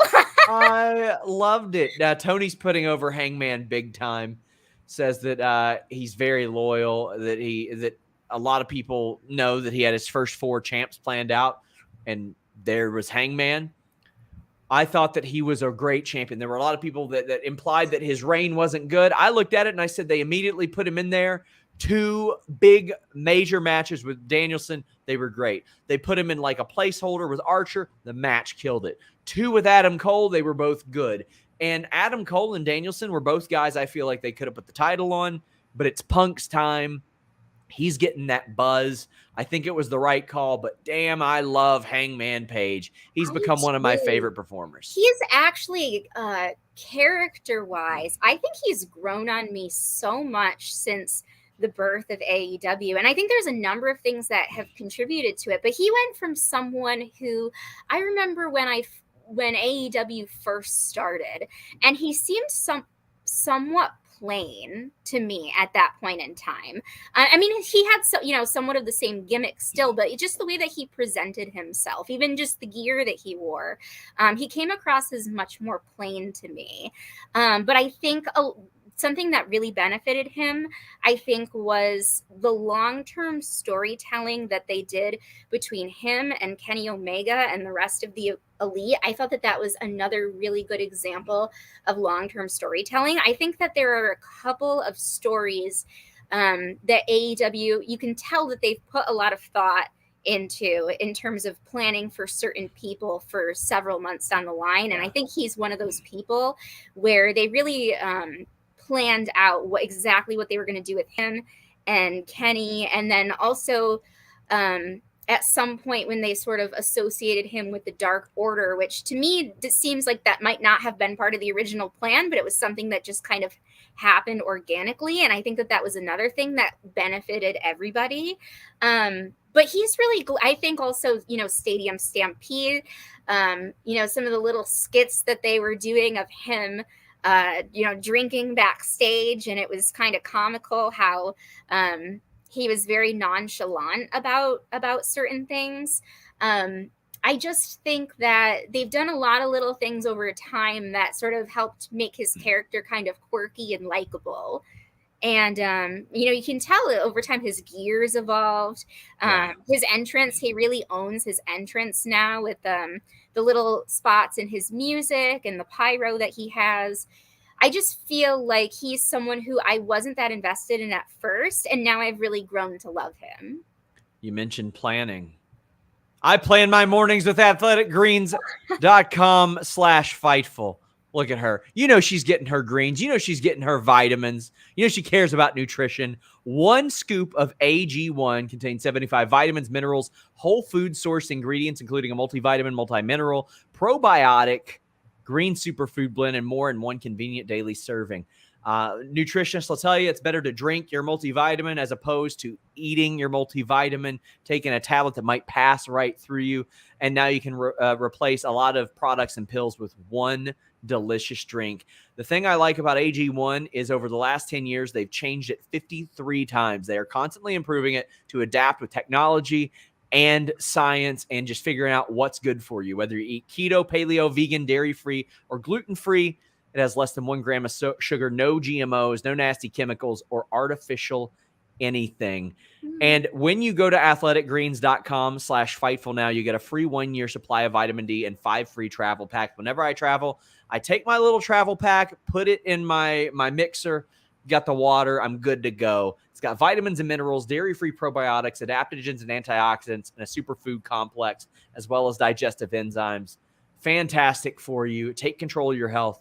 AEW wrestler Baron Black has put this over in my mentions before. athleticgreens.com/Fightful. Now, the big question and the big highlight of this, Julie, CM Punk's whole ass almost came out during this match. He was butt ass out there, just cheeks flopping in the wind. Paul Turner out there putting the drapes over the cheeks. What'd you think? Were you shocked? How do you think that their response was to getting that butt put away? Oh man, I mean, in the moment, you just have to do what you can do. I mean, in this business, I don't know what other to say. Unfortunately, things like this inevitably are going to happen, and you just have to find. Occasionally, a butt comes out. Yeah, you have to find a way to play it off. I mean, there's things I was actually thinking of this earlier. This is a little bit different situation, but I was thinking about the failed exploding ring that AEW had and how they had played that off several months ago and kind of turned that into part of the story. Sometimes you just have to find ways to get creative and play things off and make it part of the story. So it'll be interesting to see if they reference it again in the future, but it could be something mildly entertaining for them to poke fun at on Dynamite next week. Nerd Guru says, I'm happy Punk won. Over the moon about it, honestly. The way it happened, though, I have questions. I think it was Punk psychologically winning the battle of the mind. This was a match for him and Paige, and it was personal.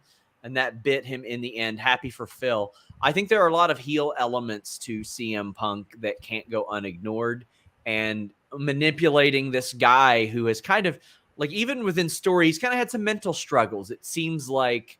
Yes. Yeah. And Miles Stuff says, no CM Punk heel turn. Hangman just went crazy. Could have been champ for a year with how long they built it up.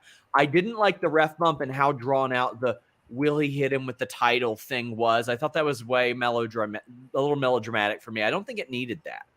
I don't think so either. That was another example of baby faces doing like slightly heelish things when I was like, I'm not 100% sure where they're going if this is going to pay off long term. I mean, I think in terms of playing into, we've seen Adam Page kind of do this before. In some of the story with him and Kenny and the Elite, and which side is he going to go towards. So, I mean, we've seen this from him before. It kind of ties in, like you said, to some of his previous struggles. But it did feel like it was a little bit drawn out. And I was kind of wondering what the long-term payoff of it was intended to be. Over the moon. Hashtag punk butt. Kiss me with your best shot, says the main event gave me depression. I want my Cowboy champion back. Fantastic show. Hope they keep the backloaded match order for the future. Well, I think that Hangman, it would surprise me if he didn't get like a standing ovation whenever he comes out next, whenever that may be. I think that would, he'll get the respect that he deserves. I want the respect we deserve. Leaves a thumbs up. I'm pushing you guys. I want 1,000 before the end of this show. I'm not usually out here hoeing for likes, but I am. DJ Page says, screw hometown or homegrown talent, I guess. CM Punk is the new world champion. I mean, Tony has spoken openly that CM Punk was one of the best investments that AEW has made. He did that tonight very passionately. Punk is somebody that I can tell you guys, firsthand experience reporting that story changed my life. I'm probably in this house because I reported that story. I had a wrestler in AEW that I went to them before this story and I was like, am I going to get blackballed? And the morning of, they were like, you got to report this story. You're going to regret it. As a human being, I got to tell you to report this. Like, it was such a massive thing and it caused a lot of buzz. Now people are going to look and say, well, why can't they get above 900,000? Why can't they get above this? I want you guys to take a look at what other shows were doing last year and then where they are now compared to the difference in AEW's viewership right now. Hey, go ahead. Sorry. I was going to say, I wanted to add, I have made this comment previously, but how many years did we as fans spend going to shows and chanting for CM Punk despite the fact that he was not there and he was not going to be there. And he didn't want to be there. And he didn't want to be there. And now we finally have him back. And so I think I will say at the end of the match when he won, I mean, I think you could just kind of see the emotion on his face of, you know, how many years was he away from this? How many years did he think that he never wanted to go back? And now he is reborn and he's the AEW world champion. I mean, I think you could see it all over his face. So I think, you know, for the number of years that we spent chanting for CM Punk for no reason, we have a reason now. And Hey, What's That over there says he would love for CM Punk to lose the title to Eddie in Madison Square Garden. I don't know if that's in the cards. C. Romero says, great pay-per-view overall. No shock there. Anarchy in the arena was pretty much an empty arena match with a crowd. Going into the pay-per-view, I thought Hangman needed to win. I was wrong. Punk needed it.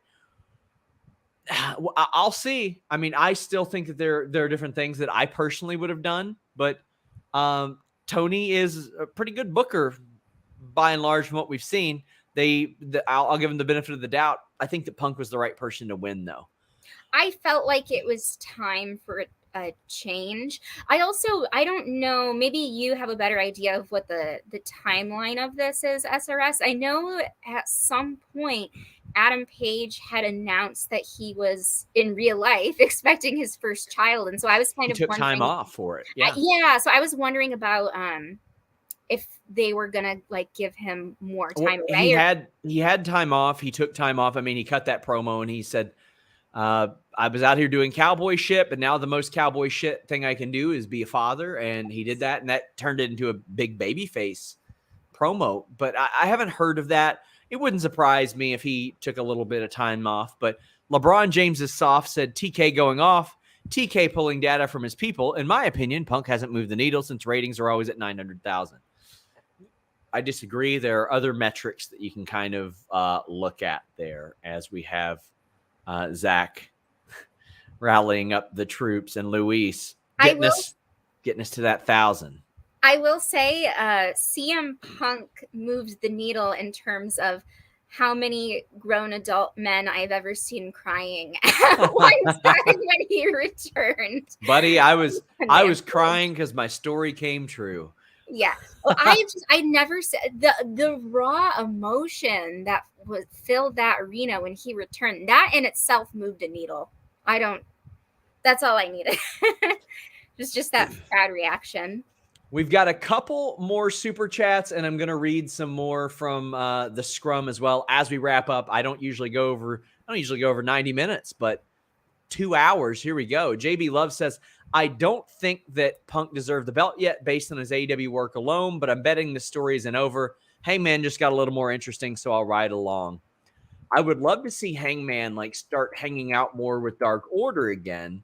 And then them being like, wait, you weren't hanging out with us like at all when you were champion, but now you are? What's up? What's up here? Matthias says, are Owen Cup titles only for memorabilia or else? I don't know if they're marketing those at all. I don't know if they're selling those, but I mean, it was very nice. I love that there's a cup with both of the names and then there's 2 titles. I really, really like that. And we've got JB Love saying, one last Fightful appreciation super chat. For the record, technical difficulties are few and far between on these shows. Great job, Julie and SRS. The GOAT, as always, sub to Fightful Select. We definitely encourage you to do that. I don't want to shill too much, except for those thumbs ups. And the broadcast did say that that those titles won't be defended. But I mean, it's just there to give something else, to give more of an inspiration. We have people saying, do AEW wrestlers do mainstream media? Yeah, they've done. I mean, there's Bar Rescue recently. There's Carpool Karaoke. There's been a couple of those things. More notes from the scrum. Tony says that working with New Japan is a major coup, and he got to lay a hammer down in a major goddamned way. Dang. Listen, I know a lot of people are like, unprofessional. Listen, I get spicy on Twitter too, but you know what? I make the rules. I run the site. He runs his company. He makes the rules. Vince makes the rules. He runs his company. If you have the ability to do that, you can do that. You deem what is professional. Tony also is pretty bullish on the future of Warner Discovery after the meetings. And he says that the meetings went very well and that he's very excited about the future. That's good news. But Denise asked him what advice he'd give 2019 Tony today. And he says he'd trust his instincts about working during the pandemic and tell him that they could make it safe. At the time, wrestlers were all pulling in different directions and it worked out great. But tell him the thing that he was already going to do was a good idea. But Tony was giving some stats about some of the safeties of drive-in theaters, I guess, is what Trevor Dame says. But I want to thank you guys. We got to 1,000 likes right here. I was a big hoe for him today, but Zach Schimmel is about to hit that donation for us before we go. Julie, as we wrap up, plug your stuff. Tell the people where they can find you. So the main place where you are going to be able to find me is my Instagram, which is on screen, but it is also the Crown Jewels. Crown is with an E at the end.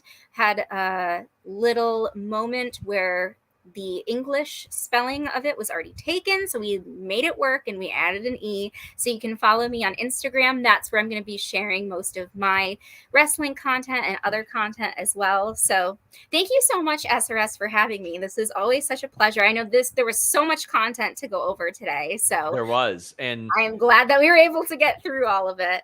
This is the first post-show, AEW post-show I've been on in over a year because I'm usually at the shows. And to give you guys a little behind the scenes, before that, like Denise goes there on her own. She's on there as the independent journalist that she is. But now we have the wonderful dudes at Grapsity who did a great podcast live from the Blue Wire studios. I want to shout out Blue Wire. They didn't have to do that, and that was very cool of them. Will does incredible work for us there live. Reg got his theme song of Paige Vanzant's debuted tonight.